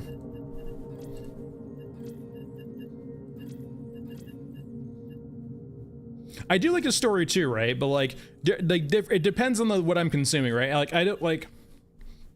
I really like the campaign of Subcom just because of how it's paced gameplay-wise. It does a good job of escalating you throughout the campaign to like the grand battles right at the end. The narrative-wise, it was fine. I wouldn't say like narrative-wise it was exceptional. It was absolutely serviceable though for like what they were presenting, right? It was a great medium to do their escalation. It's pretty bog standard RTS, right, for the most part. I will say, like, in contrast to StarCraft 2, though, StarCraft 2's, like, Wings of Liberty, right? And to a degree, of the other campaign enders, right? They were a bit more bespoke or gimmicky. Why did I just put on the wrong ammo? Like Supreme Commander's like end campaign stories, right, or things like they didn't really break the rules or have any gimmicks really, right? Anything that was on the map or in the game was like what they were using. They weren't like using a special character. They weren't really using like special things except for like maybe a building here and there, right? But like you were just playing a very large and grand battle that played by the normal rules. It didn't have, like, for example, you fighting in like StarCraft 2 Wings of Liberty, what's her name, Kerrigan. Didn't have you at the very end of StarCraft 2, like, doing that weird, like, giant battle with a bunch of different, like, time presses and stuff like that. I mean, I don't know. they're similar, but like Subcom did a very good job of in its campaign of having a well-paced game that always like stayed within its confines of its rules. For better or for worse, right? Some people might prefer the more bespoke, like narrative aspects of like, you know, stories in regards to game, like mission design. All right, Aramaki, give me your ammo.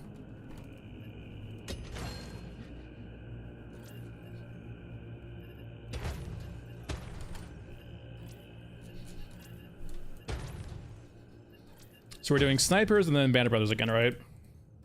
Yeah. Give me night shift.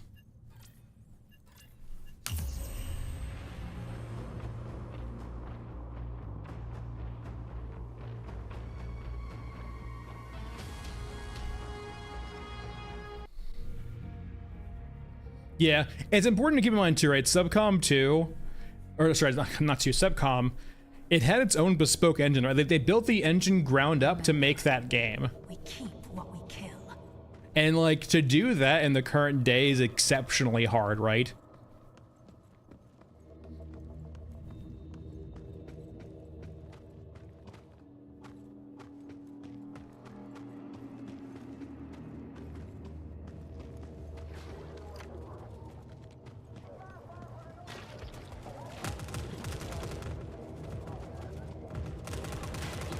Fox, we old snakes.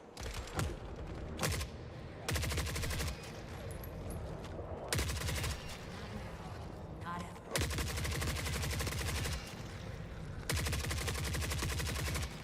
Very good there. Man, I wish they just wouldn't make night shifts not so RNG.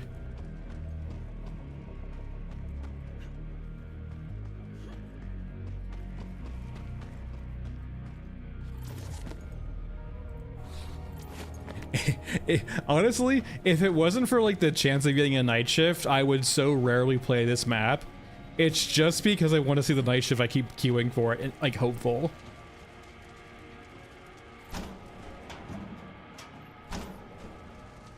Come here, get out of here. Sorry, I had a bot in chat.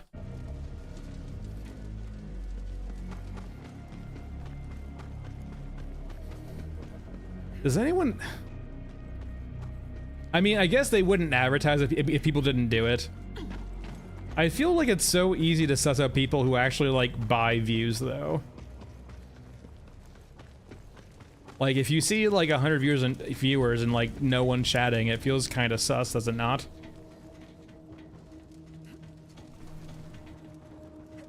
Like that's like literally what Twitch is for chatting.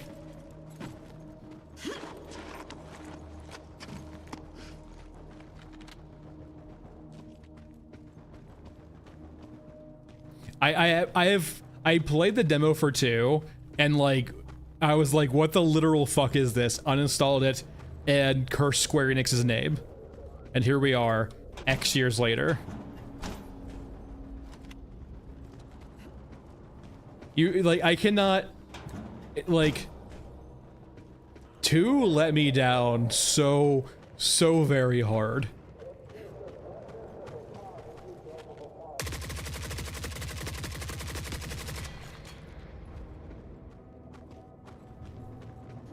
It's also a thing too, right, where like I natively really enjoy RTSs or games that let you zoom out a lot. Like that was one of my biggest issues with like I probably would have actually played quite a bit of Age of Empires 4, but like it felt so claustrophobic. They gave you like no control to zoom out at all. It felt like you were just so zoomed in.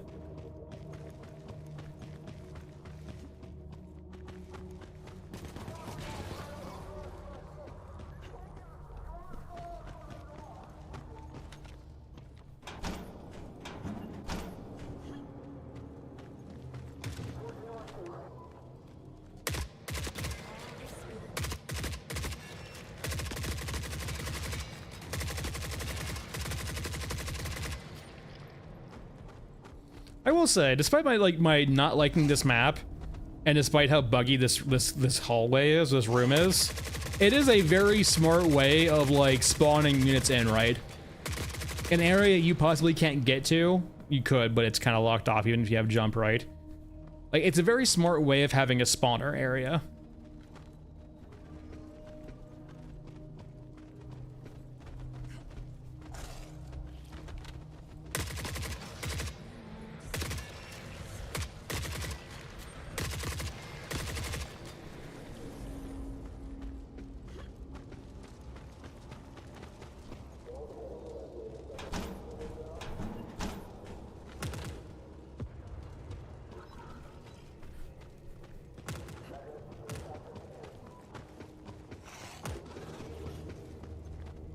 I wonder why the map is so red. Is it like actually stuff in the air or just like, just mood lighting? Oh no, yeah, if you're playing a squishy character, the sniper can definitely catch you off guard and murder you. I think it's 1.1k for its damage when it hits you.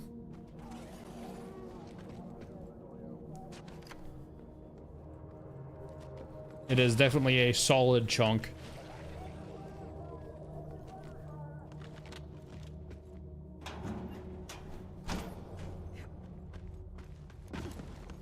Hey, Michael.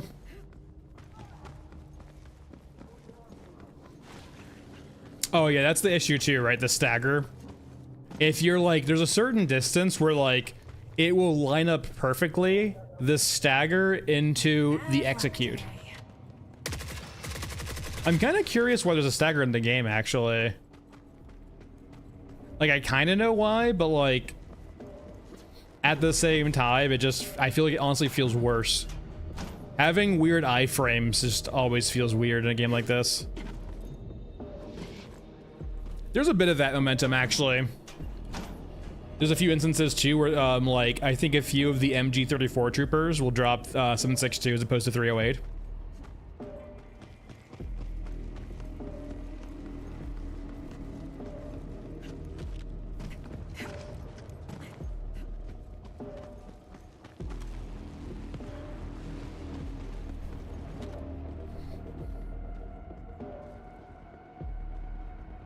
Thanks, Tank. Appreciate it.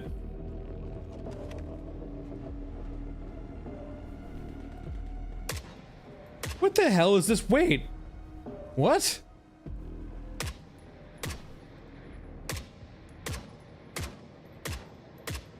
Metal windows?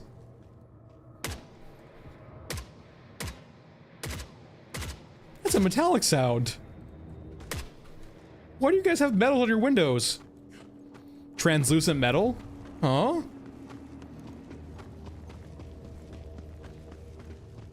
I know that, I know that's the thing with like so like in Star Citizen, the actual like canopies, like the actual like glass for cockpits is apparently like the most hardest part of the ship. It's where like a lot of the cost is because it's like diamond glass, right? It's actually like super durable. It's really just to lore explain away why you can't get pilot sniped. But like, translucent metal? Okay. Granted, that's probably not the case. It's probably just flagged as metallic when it shouldn't be, but...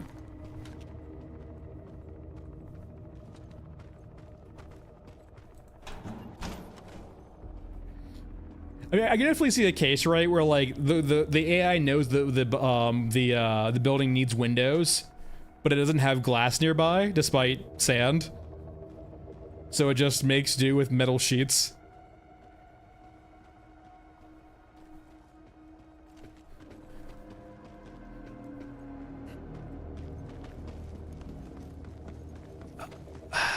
I mean,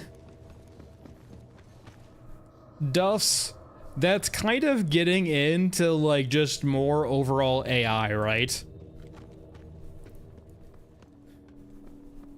The way you make each of those a lot harder to kill is you make indoor areas and you put them indoors. That is by far the current map design. The current map design does not allow special units like that to exist and do well. Naturally, they're always going to be outpaced or just outclassed by a mech.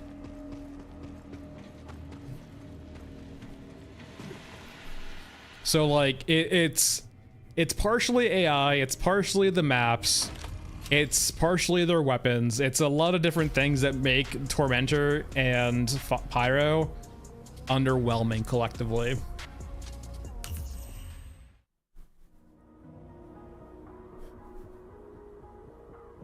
Like, naturally you can approach the issue in regards to like give them better movement, give them better AI, and have them move around better and have weapons better, I guess, because like grenade launchers don't work too well against cyborg swarms.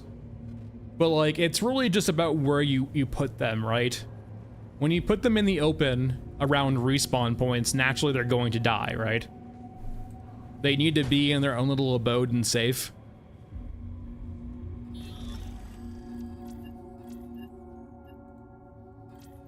And the problem is like none of the maps really provide that abode really, right? Like, Elephant has the hangar, which kind of works. Like, the hangar is actually like one of the probably the best abodes you can possibly have for a special unit like that. The only problem, right, is the actual terrain of the hangar makes it really easy to kill things inside of it. Scorched Enclave has nowhere for like Pyro or Tormentor to be and not get murdered, right? Mech Trench would be a good map for, like, actually, weirdly enough, Mech Trench would be a pretty decent map for a special, right? Because you can put them inside of an area like the hangar or the med bay. Still, there's the issue of, like, plenty of terrain around, right? You can kind of use them with. Scrapyard would be another good one too, right? Scrapyard's a good map for that. On a map like Scrapyard, you kind of eliminate the possibility of it getting just outclassed. It can still get swarmed, but not outclassed. But Mesa, Swamp, you probably couldn't do it on either. I guess on Swamp you could do it on the injector site, right? On top. But now it all depends. But it's like a lot of things, it's multifaceted, right? It's not just one issue that's like easy to, you know, nail down. It's a lot of separate, it's a lot of separate little small things. And like, it kind of speaks to like just games in general, right? When a game doesn't feel good or bad, it's usually not just one thing. Even if people think it's one thing, it's not generally just one thing. It's just the easiest scapegoat. It's usually a collective of a bunch of small things. When something goes wrong, right? Or something doesn't feel right. Like, I can say, for example, the lack of recoil on guns is the reason why guns feel bad, but it's much more nuanced than that, right?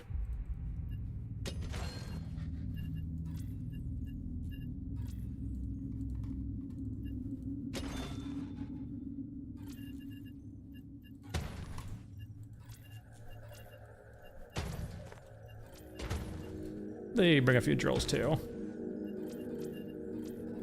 All right, Water Wars take 2. Actually, we have any like against one's camp?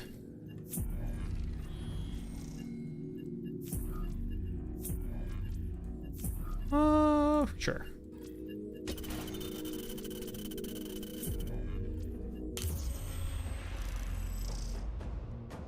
Yeah, the surprises too, like like, you know, areas like that, inside areas are good areas to put them in, right? But I would say just like,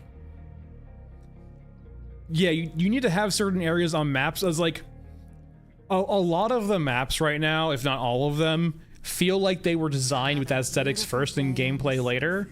And so like, they're kind of just shoving gameplay on like in maps they've already designed for just aesthetics, right? The Frozen Swamp feels like the best example where they actually were able to like put gameplay areas in, because the core premise of this map was swamp plus injector site. So everything outside of those two things was like extra they could just do for gameplay, right? They were able to say like, oh, hey, let's do a shantytown here, for example, for like, you know, water thieves or whatever, right? This is a gameplay area. Like in comparison to like, you know, say Stairway or Ashton Mesa even, there's not really a lot of gameplay areas in those maps, right? Areas where like you can custom design events for, you know, gameplay loops.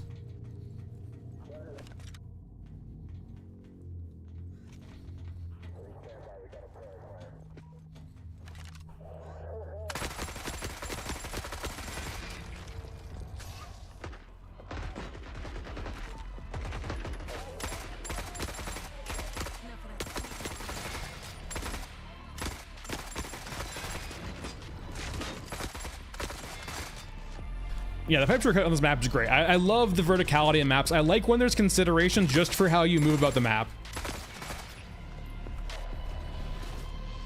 Because, like, sort of like in Tarkov, right? Now, in Tarkov, you can't, like, in Tarkov, it's natural, right? It's because when you're trying to play a game of Tarkov and you're not trying to just take fights constantly, you learn, like, certain ways of moving about the map where, like, you're less likely to run into other players, right? And you, like, use timings too, for example, right?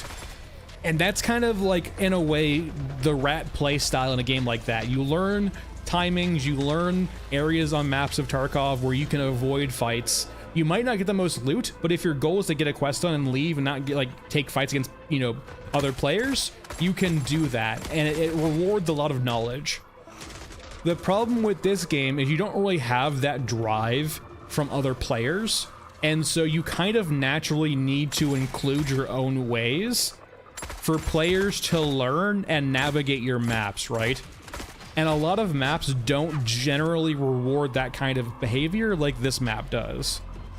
Because they don't have anything that rewards you for, like, you know, learning maps and exploration with new paths to get around the map, right?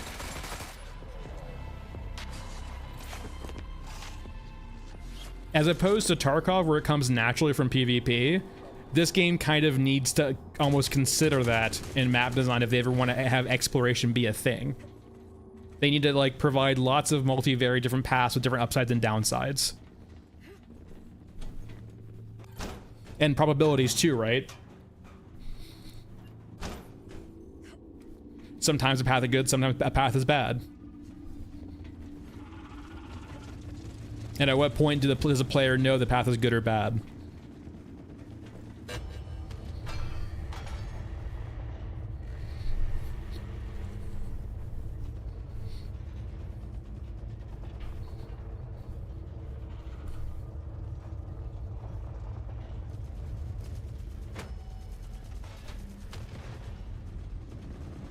And I will say that kind of gameplay too, like, makes Tarkov tense even when it shouldn't be, right?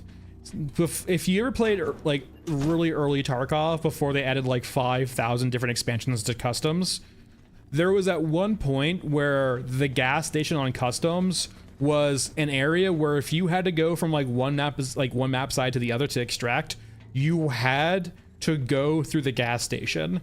And so you can engage in rat-like behavior for the longest time, but eventually you get to this, like, you know, situation where you have to cross the gas station. And so you had to, like, things like, do I wait for people to pass by? Do I wait for, like, late raid? Do I go in through now to not just give my chance to, like, you know, do I not wait and take that chance? So, like, it makes you think about all of the different choices you can make at that current moment and the risks and rewards of each, right? Because while the game provided lots of different areas to, like, get around until that point, eventually it did force you into making a choice at, like, a place where you might see PvP. And there was plenty of times, right, at gas station where, like, back in the day, where you wouldn't see anyone, you would pass through and be fine. But there was times too where if you rushed or just got unlucky, you might run across a player. They might be trying to rat too, for example. And so, like, there's a brief contact period, then you break off.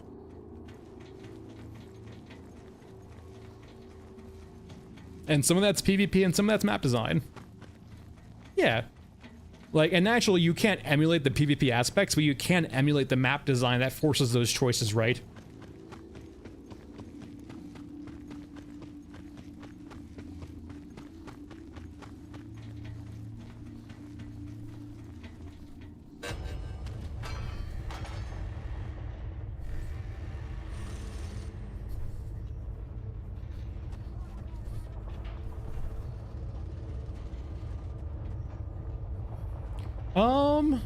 There's water. I mean, there's Scorched Enclave Water Thief. That's a quest guy, right? Yeah, outside of this map, there's Water Thieves in the innards for invasions, and then this, and that's it, I think. There's cultists that are on stairway and underground. Not sure if there's any cultists anywhere else, though.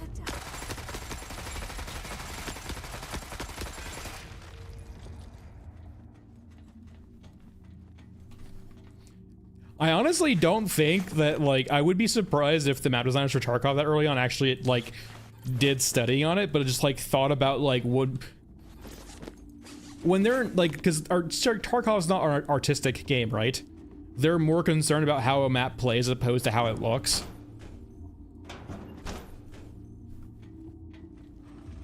Like at no point in Tarkov I'm like, wow, this is a really cool setting or scene or aesthetic, right? It's just like, this map has a good layout. Or a map has a chaotic layout too. Like, honestly, Reserve in a way, right? Reserve is a map I generally don't like playing because I don't dislike the map. It's almost like the open world of a map, right? It just throws everything at you and says, do what you will. And a lot of their maps recently have gotten more like that, I would say. Less focused and more sandboxy. But like, that's honestly why I like Customs so much. Like, Customs is by far my favorite map in Tarkov. And it's not even close. And like, this is coming from a player who like generally avoids PvP. I will do it occasionally, right, for quests, but like, if I'm just playing the game normally, I'm generally ratting. Opportunistic rat though, right? I will take, you know, fights if I think it's advantageous, but otherwise I won't.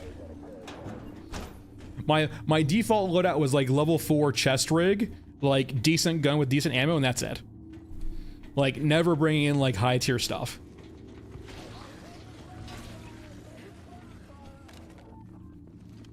But no, like, yeah, it's like a lot of their maps, I guess, like Streets was like, yeah, Streets was its own endeavor, but like, yeah, Crossroads is a great map. Or sorry, Customs rather.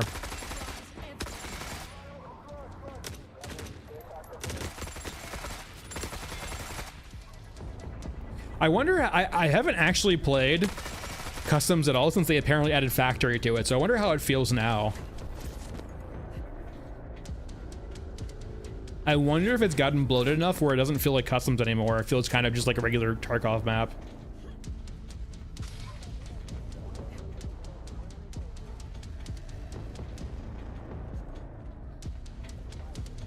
Yeah, and then that's like the whole going back to the multifaceted aspect too, John, in regards to it's not just the map design, it's the AI, it's the guns, it's a lot of different things, right? It's you can't really just say it's one issue at hand.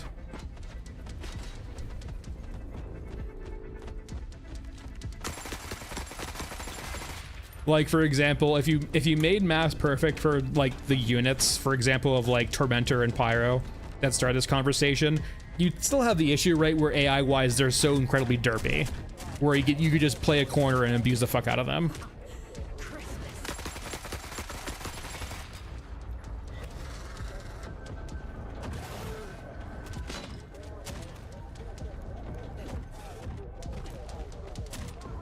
No.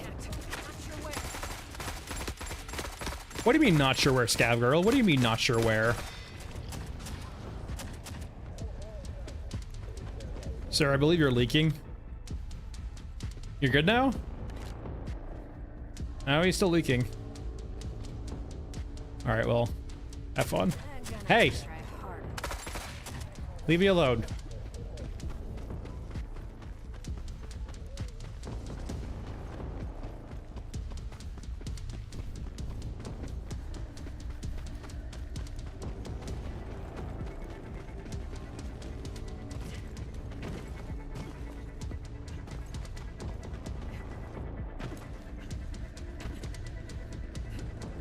Let me up.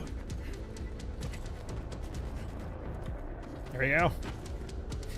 I'm still glad this bug exists. I'd be surprised if they can ever patch this out. So if you're unfamiliar, if you're not holding down a movement key, actually you can do it. I think it's as long as you're not holding down shift. When you jump midair, if you crouch midair, you get extra height, which can help you out ever so slightly.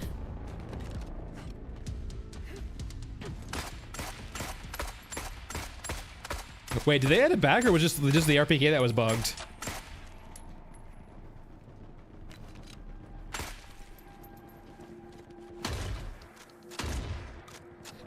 Did they? Maybe it was like only a certain gun that was bugged. There was a period like a week or two ago where like the muzzle flashes weren't working to light up the area. I wonder if it's just this gun that's working, or is it just they fixed it?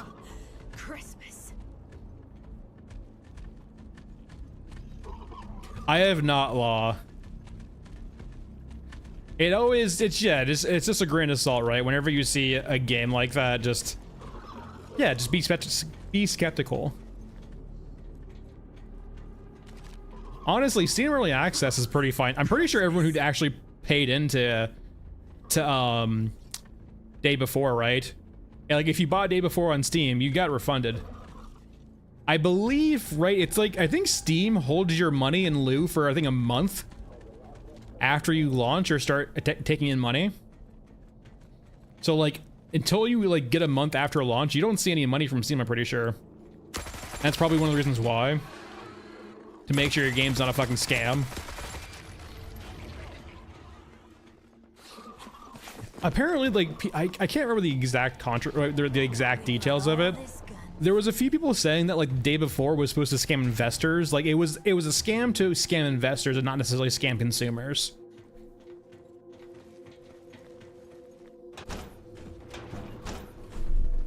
I have no degree of the validity of that.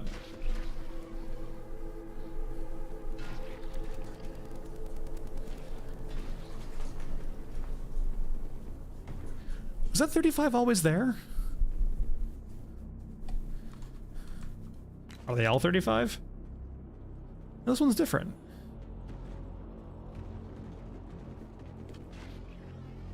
Huh, curious. Are they repeated over here?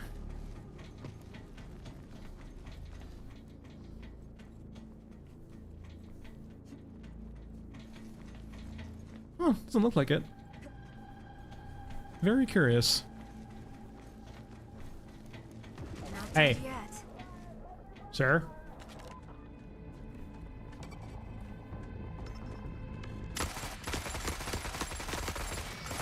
Alright, we're good. Good old 45 to the kneecaps.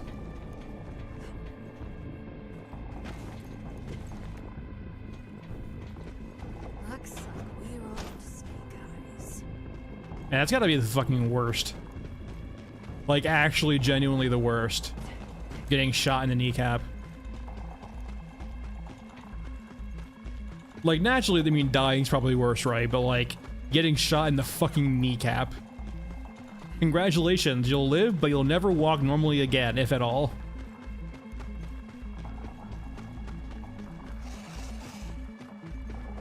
Crush 'em to dust.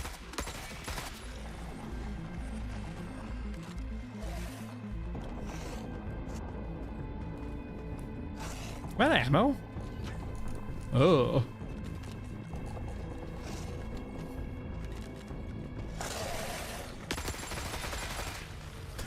Ah, the classic arrow to the knee, yeah. You know, I'm surprised. Let's go. We've had an Oblivion remaster. Where's a Skyrim remaster? It's way more probable, right, that we see a Skyrim remaster before we see Elder Scrolls 6, right? Way more probable. You know it to be true, Bells. You know. Considering they're seeing how well Oblivion's doing, 100% they're gonna remake Skyrim in UE5. Best day ever. It's gonna be the Skyrim remake remastered Ultimate Edition, and what they're gonna do too, they're gonna follow the same cadence as all of their re-releases for Skyrim. So they're gonna rework Skyrim in UE5. They're gonna release it, and then they're gonna do like the 20 different fucking other releases for Skyrim.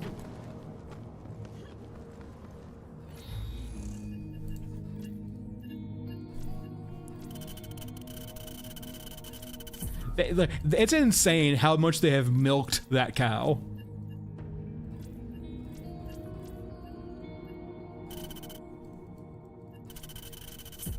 Actually insane.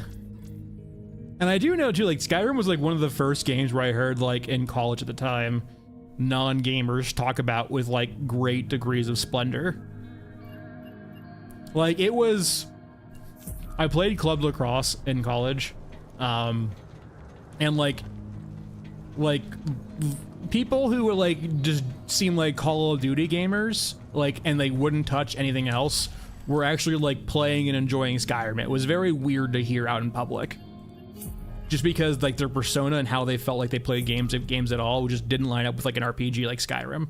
That's how crazy successful Skyrim was, right? It made an RPG mainstream, which is usually never the case.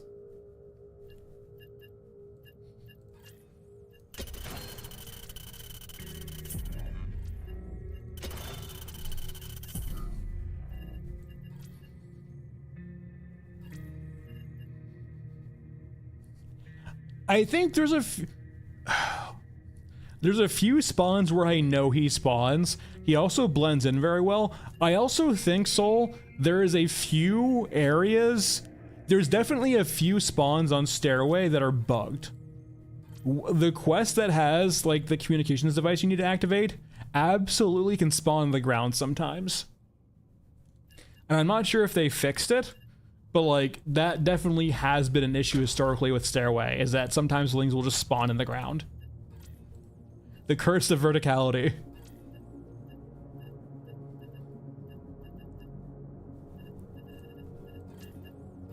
Time to be old.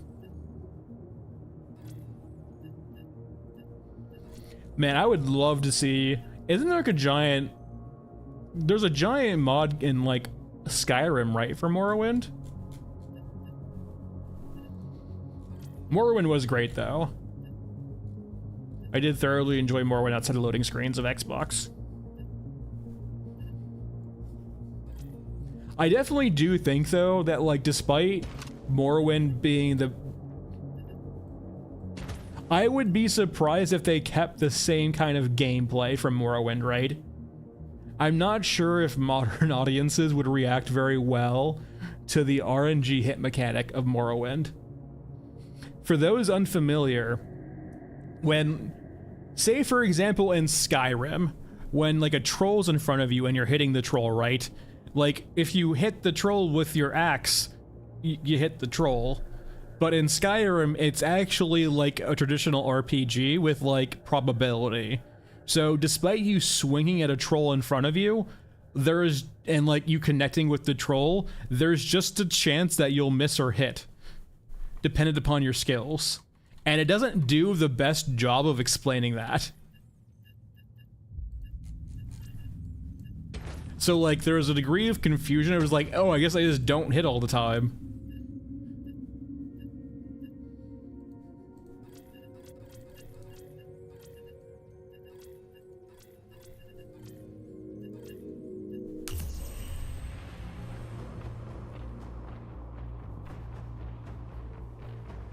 Maybe, it's been so long since I played Morrowind. Yeah, okay. I probably remember. Or maybe it doesn't explain why you missed. It says you missed, but it doesn't explain why you missed. I mean, it's symmetrical, right? But like, it's one of those games, right, where you kind of have to like, it's definitely one of those games that like was back in the day where you had to RTFM. So many games nowadays would, if you ever get to the point in a game where you have to RTFM, like most, I think, not game designers per se, but like most developers would almost say like if you have to explain a game mechanic to a player via a manual, you're failing at your game. But like on a certain level though too, right? Board games do that all the time.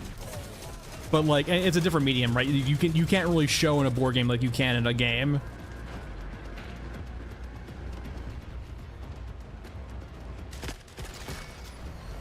Honestly, weirdly enough, there are definitely some games I'm thinking about now where like them having a classic manual might actually have done them pretty well.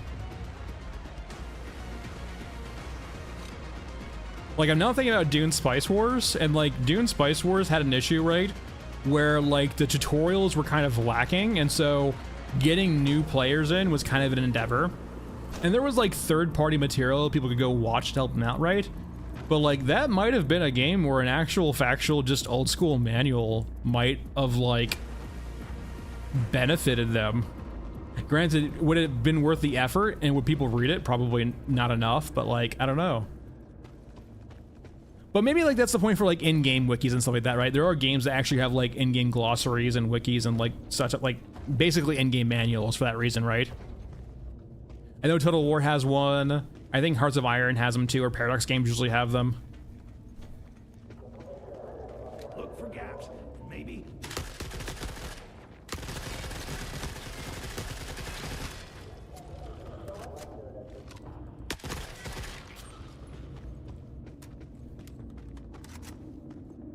But no, yeah, OG More was that. It was definitely one of those like OG like RTFM games.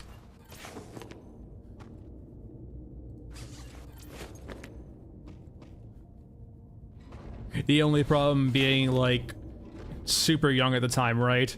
Reading for my video games? Get out of here.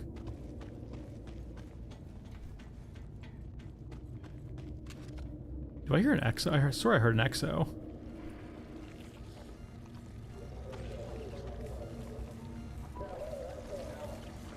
Don't get boxed in. Spread out.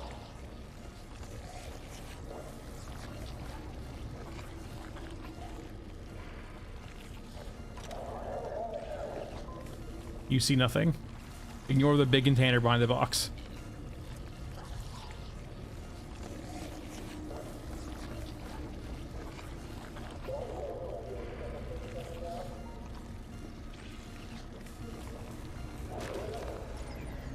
Look for gaps. Maybe we can slip past.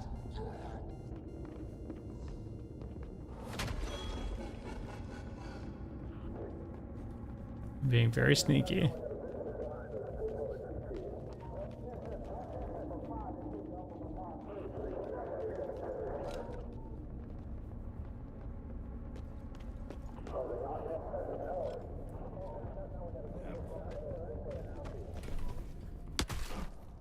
No, no, no. Don't run away. This sees an old man running around the corner. Gets beat up and killed. I mainly play D&D. I told my group that like if they ever wipe, I'm gonna like force them to play, I think Worlds Without Number is what I want to try the next. Or that or GURPS. Sorry, not GURPS. I mean, sorry, Pathfinder 2. So like it's either World Without Number or Pathfinder 2. Though Pathfinder 2 is I think a bit more mechanical than I probably want to get into right now, so it'd probably be World Without Number. But mainly D&D. Like they're, for all the shit it gets, D&D does just do a general like high level roleplay very well. If you're looking for a more tactical game, yeah, D&D is very lacking. I also just, I'm in a way, I know These came knocking. having a 5% chance of just critting is always fun. It feels like a little bit of a lottery. I am a sucker for 3d6 though. I am a sucker for bell curves. It does remove, I think there's, and like there's definitely great, like maybe like it's a medium, like maybe like 2d8s or 2d10s perhaps instead. Like 2d10s might work better also. But this like having more than one dice for some bell curvy action is very nice. Because it always feels weird from a balancing standpoint of like you have to balance around just a flat chance of someone rolling 1 or 20 and like succeeding or failing, right? But like a bell curve or something more akin to a bell curve does a great job of like rewarding people who have a lot of like expertise in something. So say for example, right, if like you make an engineer character and you're the best at engineering and you can, if there is something, you can fix it. In D&D, there's just always going to be kind of this chance of you just failing because of the nature of a 1d20. While when you start doing bell curves and you just start doing bell curves, you basically make it almost incredibly unlikely once you get to a certain point in your expertise that you will ever fail like an easy or mundane task, right? And it also makes some tasks too like almost impossible for someone without expertise.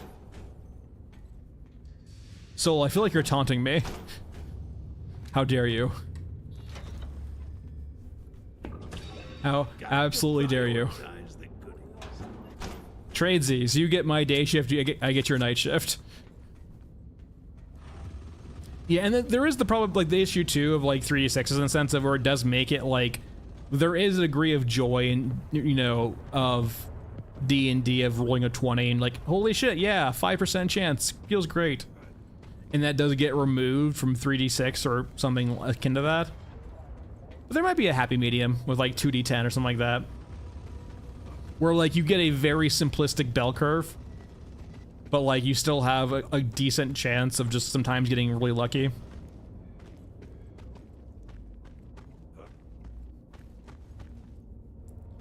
I remember reading Eclipse Phase at one point, and I kind of felt the same way. It sounded like such a cool setting, but I think something about the rules just started turning me off of it, right? When I look at a system for like my players, I kind of have to really be like in the sense of they're much, despite them being okay with combat, they're much more, they enjoy the, it definitely feels like they enjoy the less combat oriented sessions and more improv-y sort of sessions.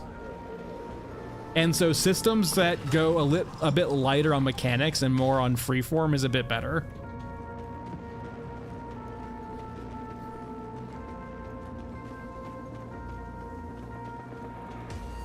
I love improv to a point. I've had campaigns go awry from people treating D&D night as just improv night.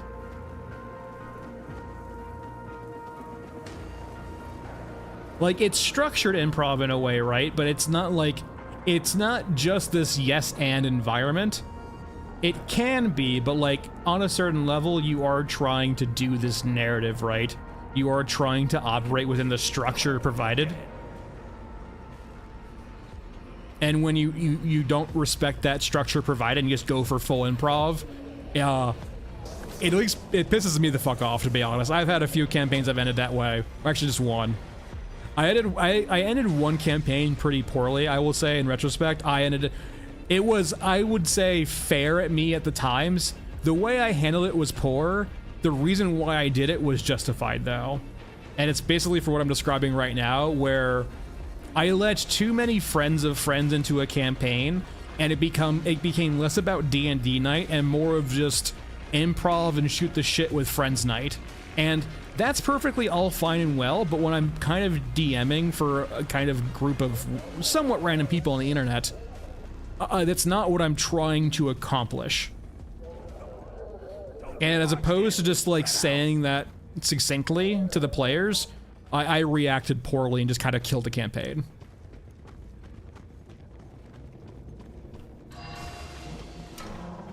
Because it felt, there's nothing that kind of pet peeves me more than just disrespectness for, like, being disrespectful for like, there's being disrespectful for like having different opinions, but being disrespectful for just like no reason at all just puts me so hard. It just makes me like actually angry. Like, if you're disrespecting me because you were having an argument, that's one thing, right? But if you're being disrespectful just out of your own bashfulness or just your own ignorance, or not ignorance, what's the right word? Belligerence. Your own belligerence, that sets me off.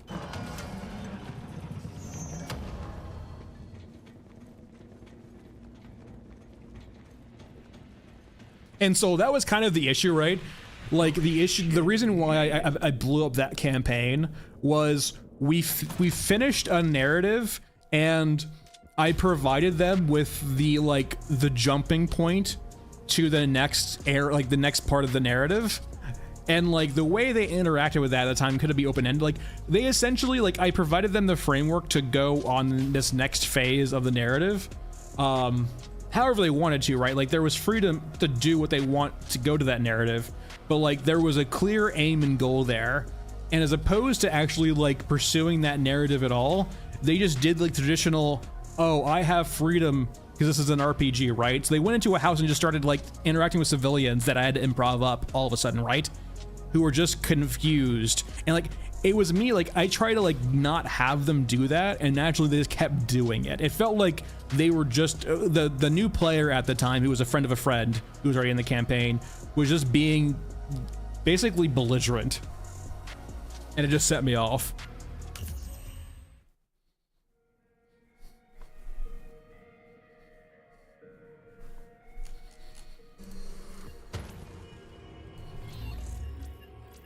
It was like an utter lack of respect for any of my time, essentially. It felt like. It felt like they were there to hang out with their friend and shoot the shit and just improv it up.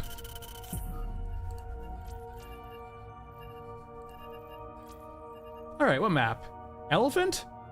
You know what, let's... Apparently Soul said we can have his nighttime stairway, or their nighttime stairway. So let's see if we get nighttime stairway.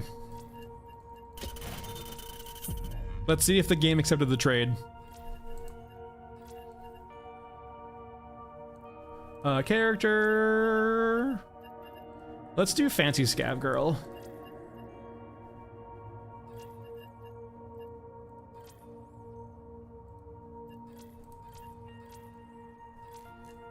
Yeah, different editions of D&D do different things better. Like, 3.5 is a much more, like, traditional TTRPG in that regard, with actual, like, tactical combat and choices and so on and so forth. 4E was trying to be, like, a very gamey sort of system. It was leaning very hard into the gamified aspects, right? It wasn't trying to be a TTRPG.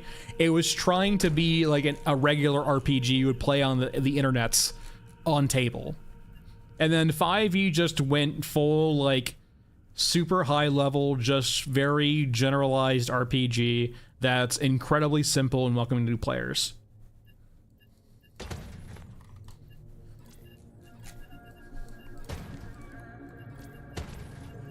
All right, we're good here. RPK, Crater. Wait, hold on here. Skid. There we go. I'm trying to mix it up. We played everyone today so far.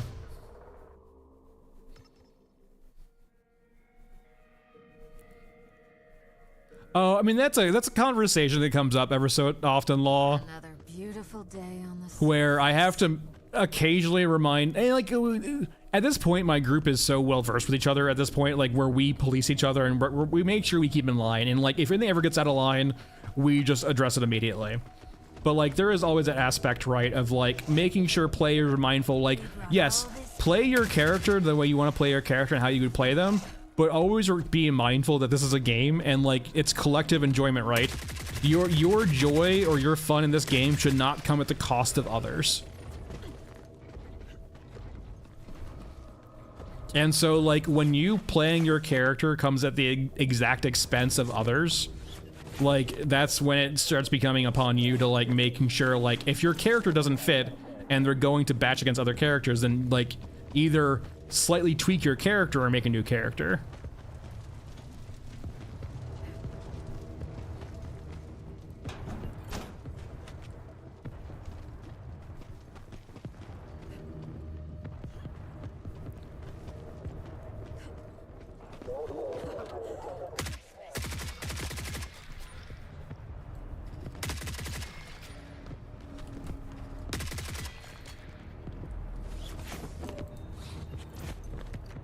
We're good. It's gonna be so gnarly when they get grenades and can actually start flushing us out.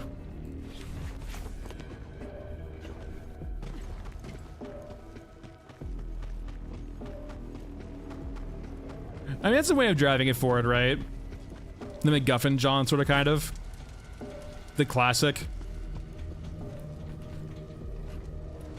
Get MacGuffin or something bad happens and, you know, that could be a character dying or just some other consequence.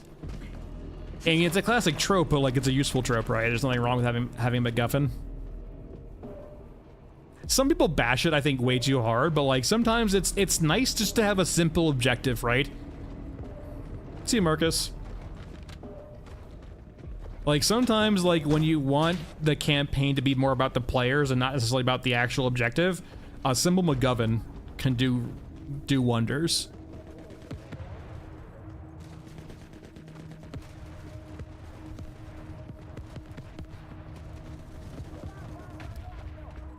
For those unfamiliar with TTRPG speak, MacGuffin is basically an item that is of pivotal importance to the campaign. So, like, say, for example, if you don't get this item, like a god is someone who destroys the world, or, for example, you know, like he used, if you don't find this item within a month, you die. It's a narrative device that's just an item, right? Or an object or entity that you need to go find or do with or interact with in a certain period.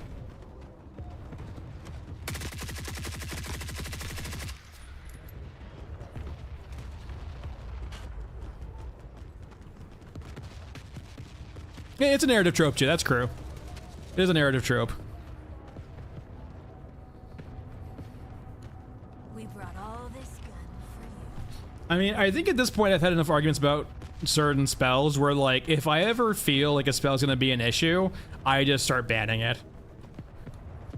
Like, I don't interact with Silvery Barbs.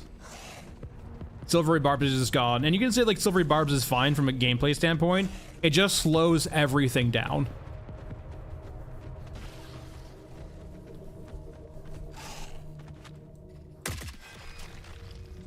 And, like, the way I generally approach it, Law, if you provide me with a creative solution, I am much more likely to be on your side than you just say, I cast Fabricate and the solution, the problem is solved. I cast Mending and the problem is solved. In the sense of, I do X, Y, and Z to an object and I use Mending to help me out. It's like, okay, I can see that.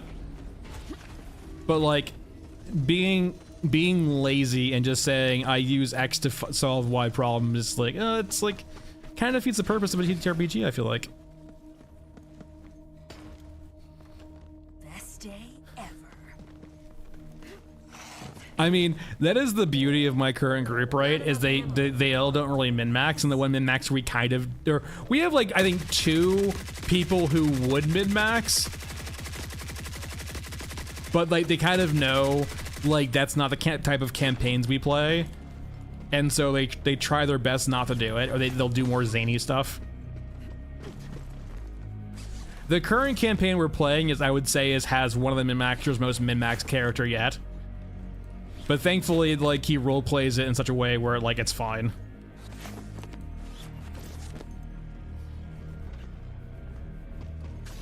Like, he's a min-max barbarian, but at the same time, they don't have combat that often. Is like, okay, so he's a min-max barbarian in a more social setting.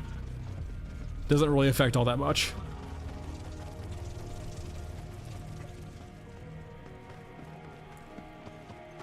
But no, I definitely, Iris, have that before too, in the sense of, I have done interviews before for my campaigns, and it's always fun.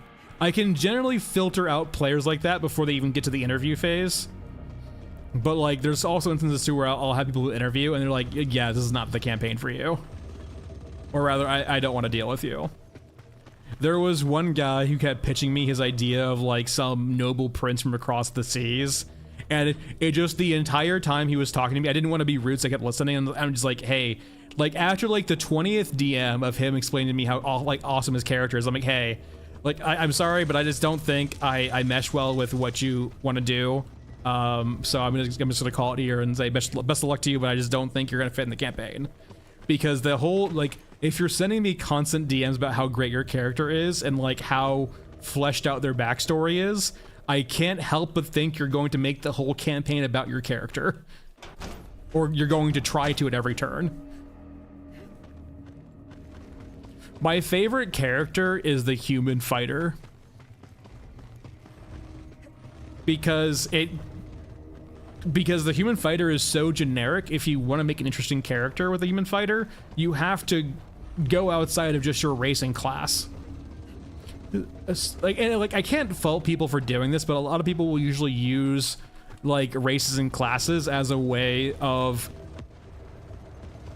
making interesting characters that aren't interesting. They'll use it as this, like, kind of void to fill in like, their character's interesting aspects for them, right? Like, their personality becomes that they're a dragonborn, or their personality becomes that they're, you know, they're a tiefling warlock, right? As opposed to, like, the actual character traits that make them up, they're more about their race and class as opposed to, like, how they are personality-wise. And because a human fighter is so damn fucking generic, like, it just works perfectly, right? Because if you want to make your character interesting at all as a human fighter, you kind of have to look at the personality, right? And how they interact with being a human fighter in this kind of weird world. Yeah, going back to the original conversation forever ago, right? Yeah, there's a certain aspect, right, where, like, a degree of curving inwards is fine if it resets itself, but, like, this feels like it's a circle, right? It feels like we're on the interior of this. It could cut back eventually, right? But it definitely feels like we're on the interior.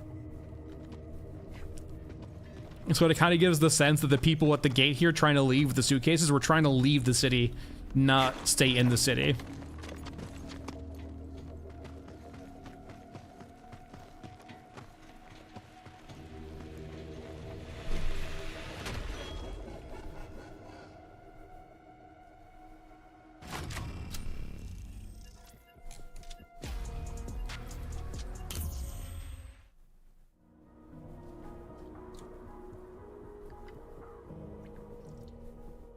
All right. Looking at the map, though. Yeah, like, we have this wall here, right? I mean, there's the fissure here, right? That feels like it's the fissure for... Like, it could be the wall, too. But, like, I don't know. It just feels weird, right? This map here. It feels like this wall for stairway is this wall right here. But because this wall tilts this way, it feels like we're right here, right? Going up the staircase. And it feels like we're coming from inside the city, not outside the city, right? With all the skyscrapers too. It genuinely feels like we're actually in the city proper. I just can't see where else we'd be.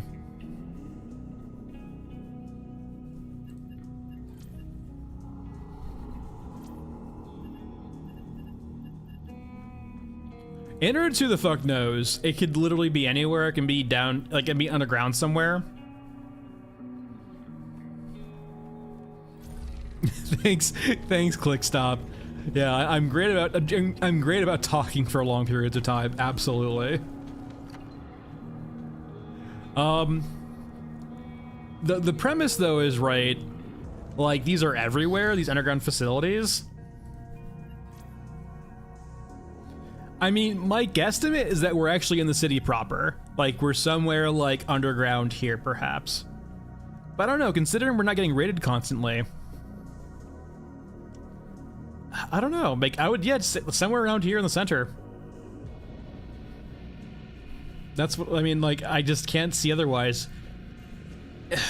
This is, like, not urbanized at all, so it doesn't feel like out here at all. Yeah, I'm guessing it's like somewhere around here, right? The outskirts of the underground city. There you go. Yeah, like, yeah, exactly, Iris. So, like, the loading screens have, like, we're climbing, like, giant abysses of ladders. It could be easily the case that it takes us, like, days to go do raids. Alright. Let's see here. I wonder, does this bug still work?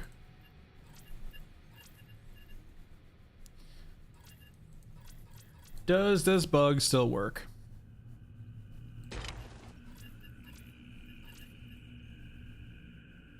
It does. Good to know. For those unfamiliar, there's currently a bug in the game where when you switch characters, the weapon in your second slot will not get removed, even if you're incompatible. I'm not sure how long it will be here for, so enjoy it while you have it. But we're gonna be gaming with with Scav Girl with a painless.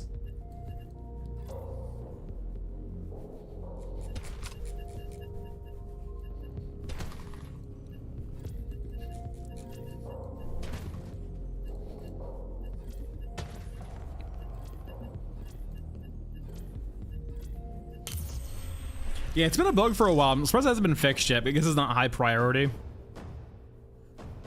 They generally only do, like, hot fixes for really important stuff.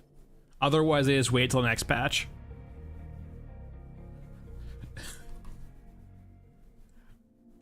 This is not intended.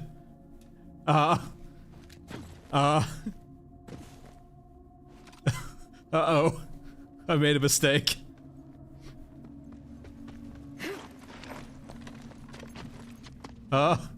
This is work. I can't aim at all. I can't pan up and down at all. I got this. It actually sways less. This is perfect.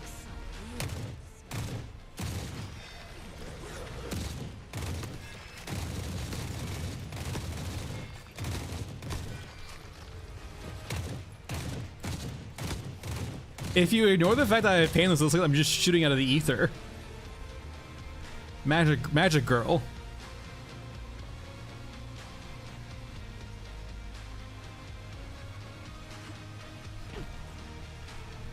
Working as intended. It's actually great for crawlers.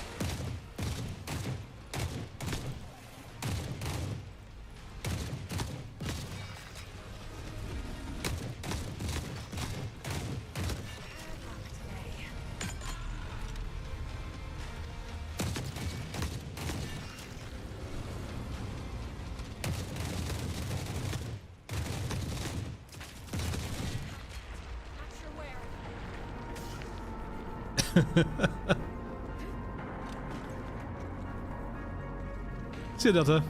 Thanks for stopping by. I wonder if I can shoot.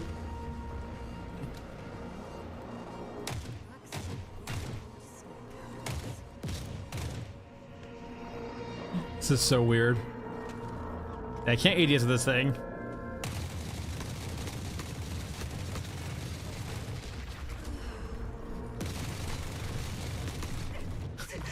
Alright, that didn't work very well. Turns out,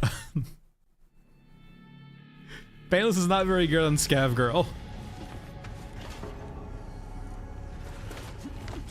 Why do I have any eyes?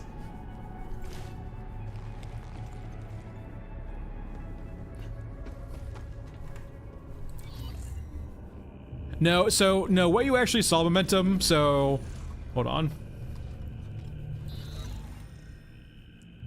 Let me go rebug this again.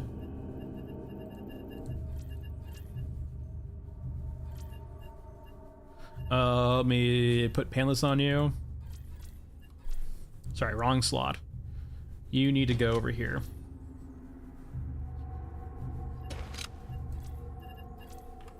So, what you're seeing here actually is this is what you usually see, like in the editor. Like usually you'll put the gun at their feet or like on the ground, and then you'll move it and properly rig it. Like this is basically saying that there's no current state or state where like she would be holding this gun, right? This is the default state for every gun, or the gun spawner, if you will. Essentially, you attach a gun to a character, and like from their configuration with that gun, the gun will move to the proper orientation in their hands. But because there's no orientation for Scav Girl to hold this gun, it just sits in its default spot. Yeah, it's got no animation, or it's got no, essentially, like, instructions, right? It doesn't have any instructions for Scav Girl, so it just sits in its default spot. Because, like, this is where you would typically put a gun for most character editors in Unreal 5. It would just be at their feet, in between their feet, on, like, the plane, basically, right? And it would, with instructions, move to the right location. Yeah, oh no, 100% John. It is 100% expected that this is breaks. Like, this is perfectly fine. Now, otherwise though, same thing with this character. Never expected to carry this gun. And in a way too, it kind of shows you sort of the ask when you have 6 characters with all of these guns, right? Every single character, and they can reuse it kind of like sort of, but it is a lot of manual work, right? Every single gun in the game multiply by 6, and that's the amount of work they have to do on each gun for each character. And sometimes with, like, for example, Painless, they can get away from that, right? Because they don't have to do anything with Painless for Maskman or Scav Girl. But say, for example, all of the rifles, they have to rig it up for every character, and every character is unique, right? So it's just a lot of work. It's a lot of slow work. It's not something you can just make go faster.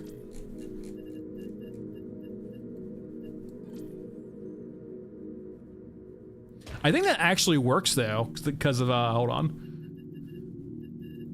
Let's go characters. Guns are complicated right now. I would do so much personally to guns. The first thing I would probably axe half of them. All right, let's go back to Scav Girl.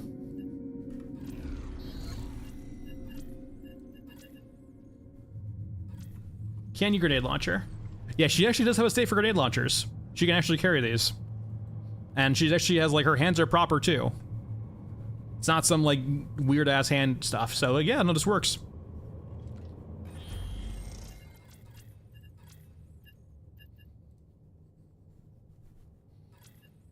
But no, like, the weapon stats don't work. Yeah, like, the weapon stats are...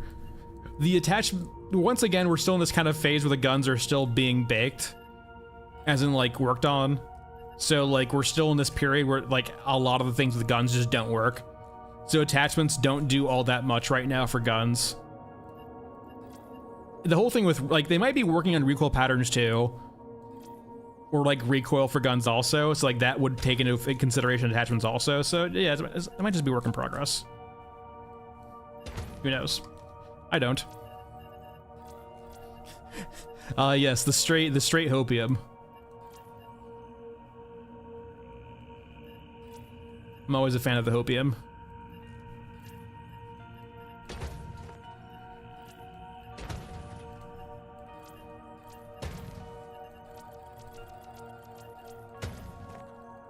Let's do some big game hunting. Or at least attempt to. Wait. God, why do I keep doing this? I grab an AK and then grab 5.56 for some reason. What's wrong with my brain right now? 5.45 game. Or rather, my brain. There we go.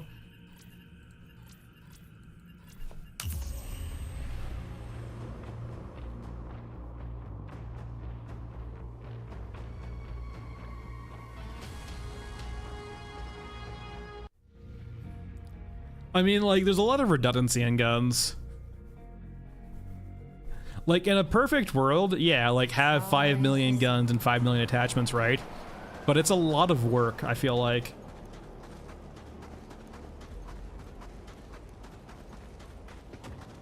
And it's a lot of slow work, right? Like, animation is one of those things where, like, there's not some tool to make people suddenly, like, 100% more efficient, right?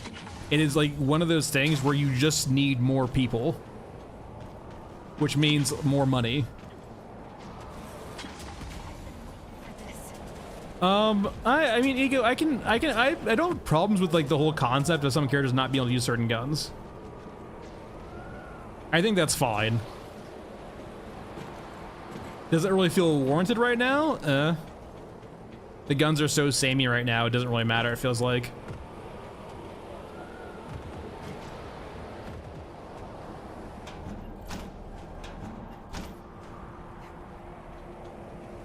Why are there no mechs here anymore? It's a ghost town.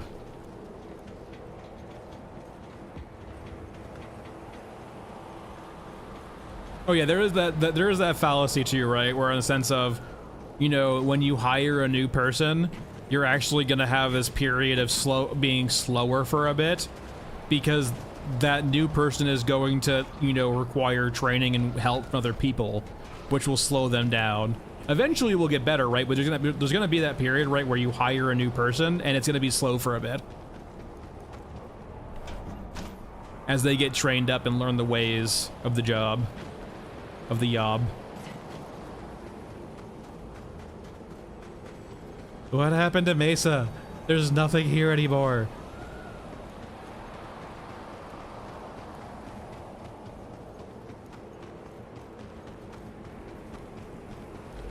Cow. I mean, while we're here, might as well see if they do anything with getting hit now.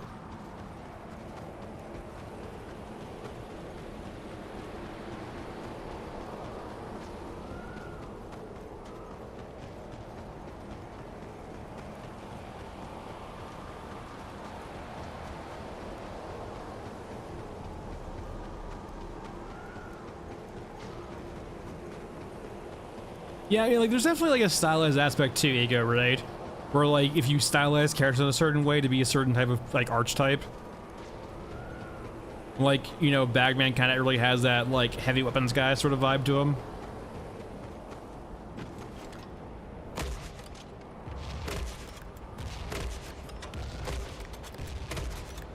What are you made of? How? How?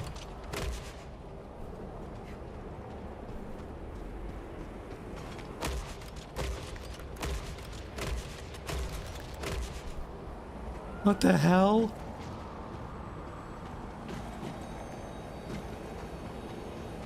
Get back here, I'm not done with you yet. You absolute fiend.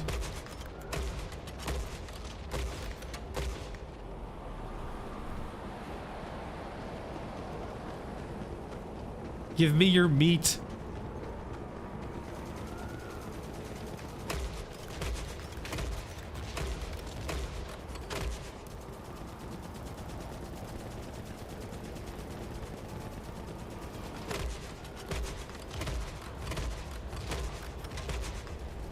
Maybe I just need a, maybe I just need a railgun. Maybe that's the issue at hand here.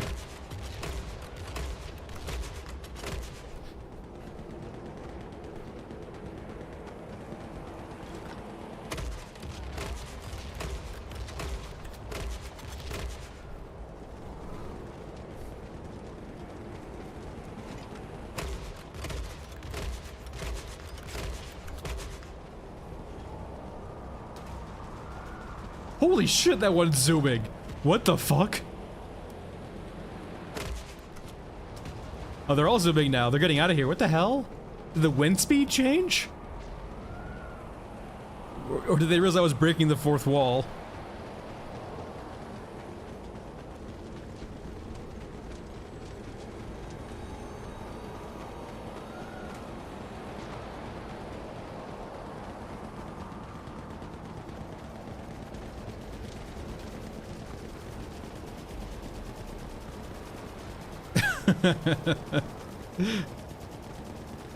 God damn it. Alright. The bombers might be coming. Yeah, maybe. Imagine if, like, the old balloons from, like... Once again, if you're unfamiliar, balloons were actually used in, like, World War II, and I'm not sure if one, right? But you would attach a thick line to a balloon, and so if an airplane like flew into it, say if it was foggy, it would destroy the airplane, right? I wonder if like that ever to the case where like the bombers can hit the balloons and then crash. I would say if they likely never the case, right? But like if they can figure out a system for like bombers to get shot down dynamically and become like interactable props, like looting them and like cutting them up and just doing stuff with them, it'd be so cool. Once again, fever dream, but so cool.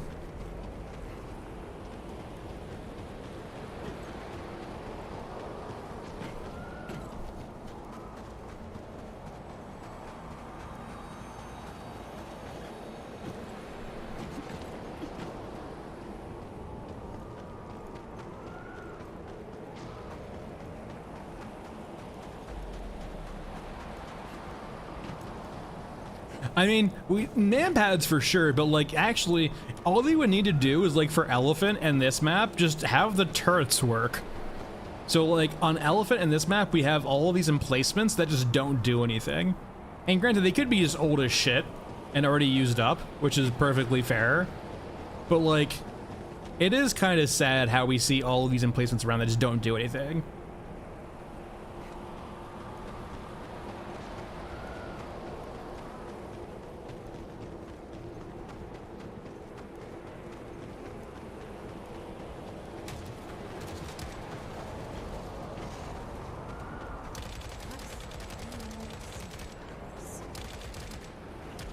Yeah, I wouldn't...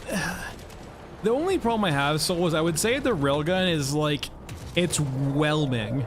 It's not, like, overwhelming. It's not I mean, I would say it probably leans more toward underwhelming, but like, I wouldn't say the railgun feels all that exceptional, right?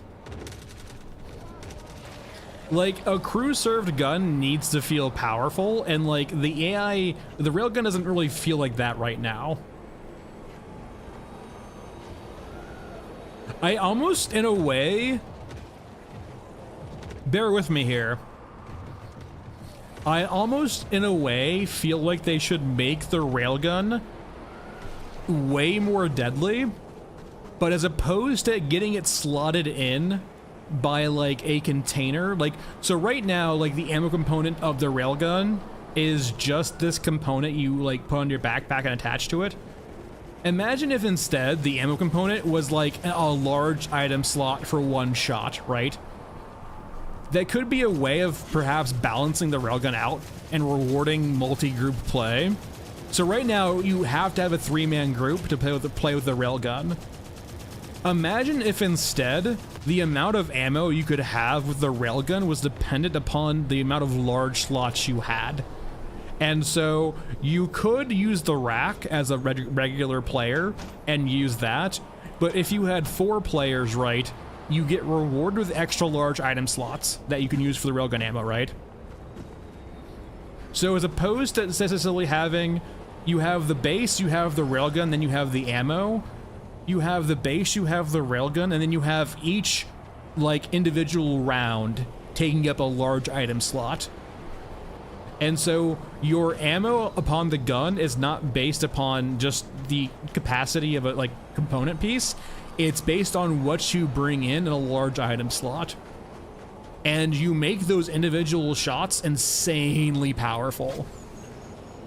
Like, one's enough to bring down like a special.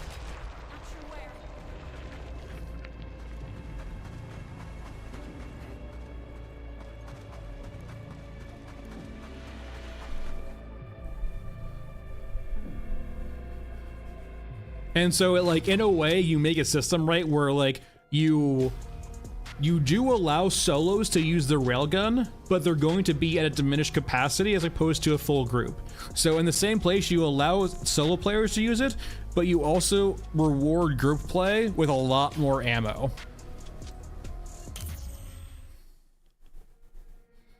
And if an individual person wants to bring a lot of ammo and a railgun, they can do so, but they're gonna be constrained by the rack and have to use a special character for the rack, along with only having one regular loot container for the rack.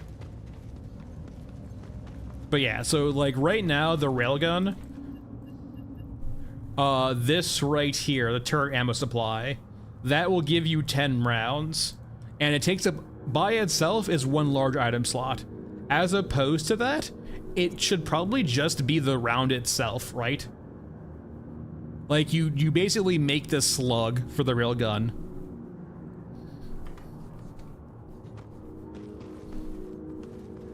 And have it take a large item slot. Like, say it needs a special container or something like that, or I don't know how you, like, you can explain it away, right? To why it takes up so much space per shot. Perhaps it needs to be, like, perfectly calibrated.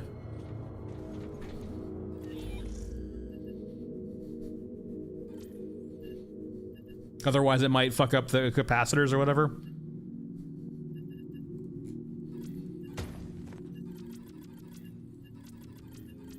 So I guess we're going to Elephant now, considering I'm big game hunting, but we didn't find big game on Mesa.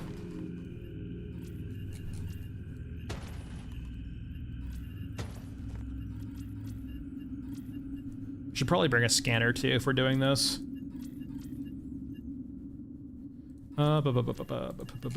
Scanner. There we go. And elephant. Yeah, that's fine. Yeah, ambience like radio calls too. I know a lot of people were asking for like the fear levels of audio, where like the AI will speak out loud, kind of telling you what they'll do. For extra kind of like making the AI feel smart. I should play Fear again. How would you guys like a Fear stream? God, I would need to find if it actually works on Windows 10.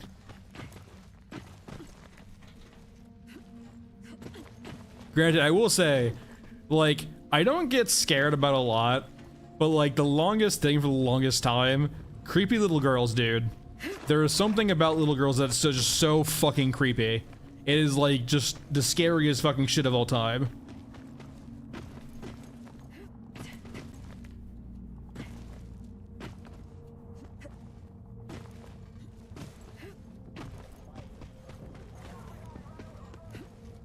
A few games do radio callouts, right? It's a pretty common trope. It just requires like a decent amount of VO work.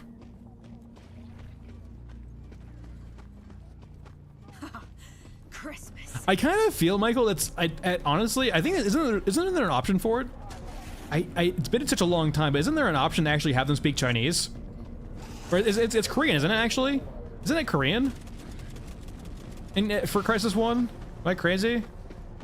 Was it China or Korea in Crisis 1? It's been literally like a decade since I played that game, so forgive me if I can't remember.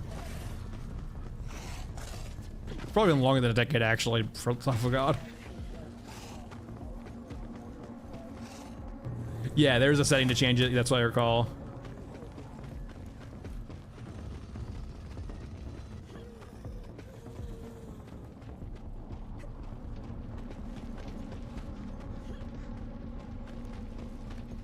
Oh no, like the story of Fear 2 was great also. Like the actual, everything about Fear was great. Like you can say it was very linear, right? But like it's linear by design, right? It was open worlded enough considering it like was a linear game.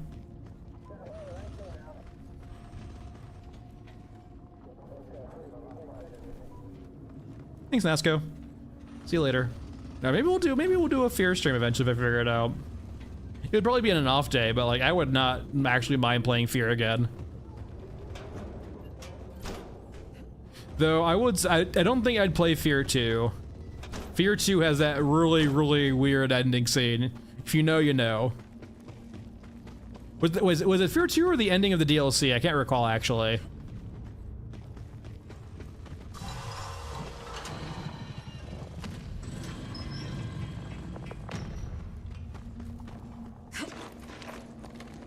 It's Fear 2, yeah, he knows. You know exactly what I'm talking about. Fear 2 has a very spicy ending, kind of. Not ending scene per se, but ending sequence of events. I don't really want to say on stream. There's Google. Google is great. Just Google Fear 2 ending.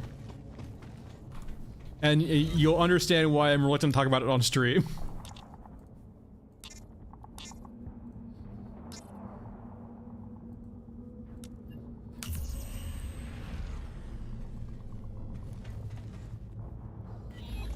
Oh yeah, there wasn't that like the Fear 3. There was a Fear game too, right? Like where it eventually died. Like the franchise died. Where like you kind of played as like Fettel plus like it was like a weird co-op game, right? Like a sort of Kane and Lynch style game. Was it just like the linear story or like the scary aspect or just like the whole vibe of it? Yeah, Fear 3 was like that co-op game, right? That was kind of trying to be like Kane and Lynch and it just didn't land very well. All right, it's time to go mech hunting, actually.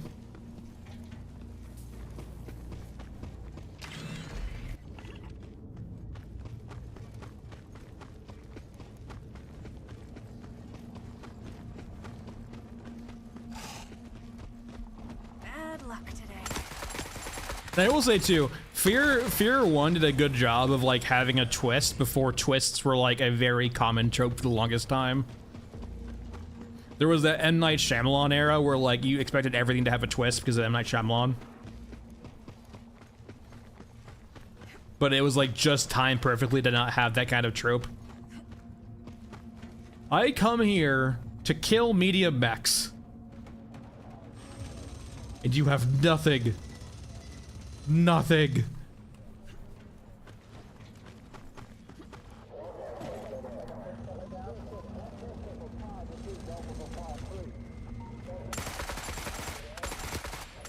Let me up. Let me up.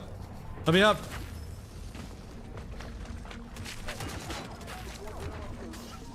Oh, I don't feel safe.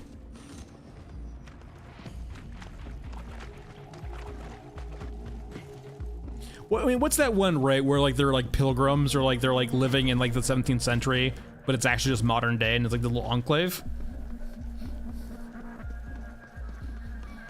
Like that was the big one, right? I can't remember what it was called, but like, that was the big one that like kind of pushed the whole like your movie needs to have a twist sort of thing. Was the movie called Amish? Doesn't sound right. Oh, are you saying what I'm describing is the Amish? Oh god, they're here now. Oh god. They showed up.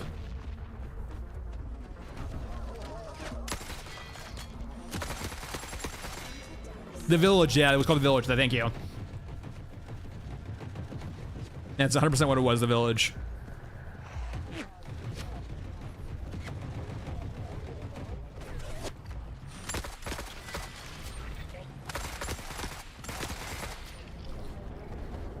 I don't feel as safe. Hey, what the hell, guys? Hold on here.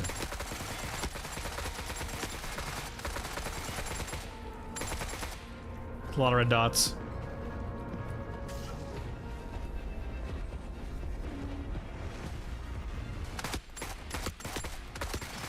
But no, I'm pretty sure that movie pushed off like a whole phase of Hollywood doing a very kind of making like your story needs to have a twist, a very common trope for a while.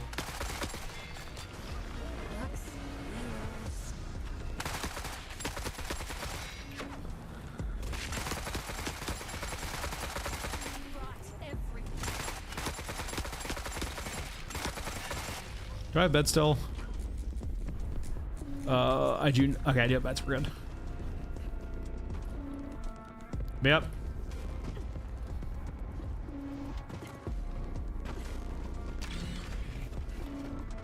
I mean, it's cooking, Lewis.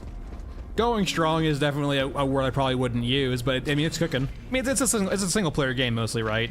With optional co-op, so like, it's really just whatever you want to make of it, right?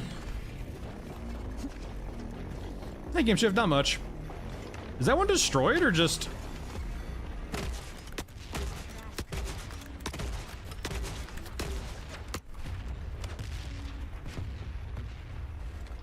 Okay, that's terrain.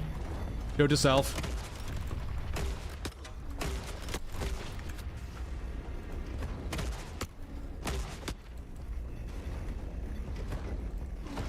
Stop hitting the rock, Scav girl.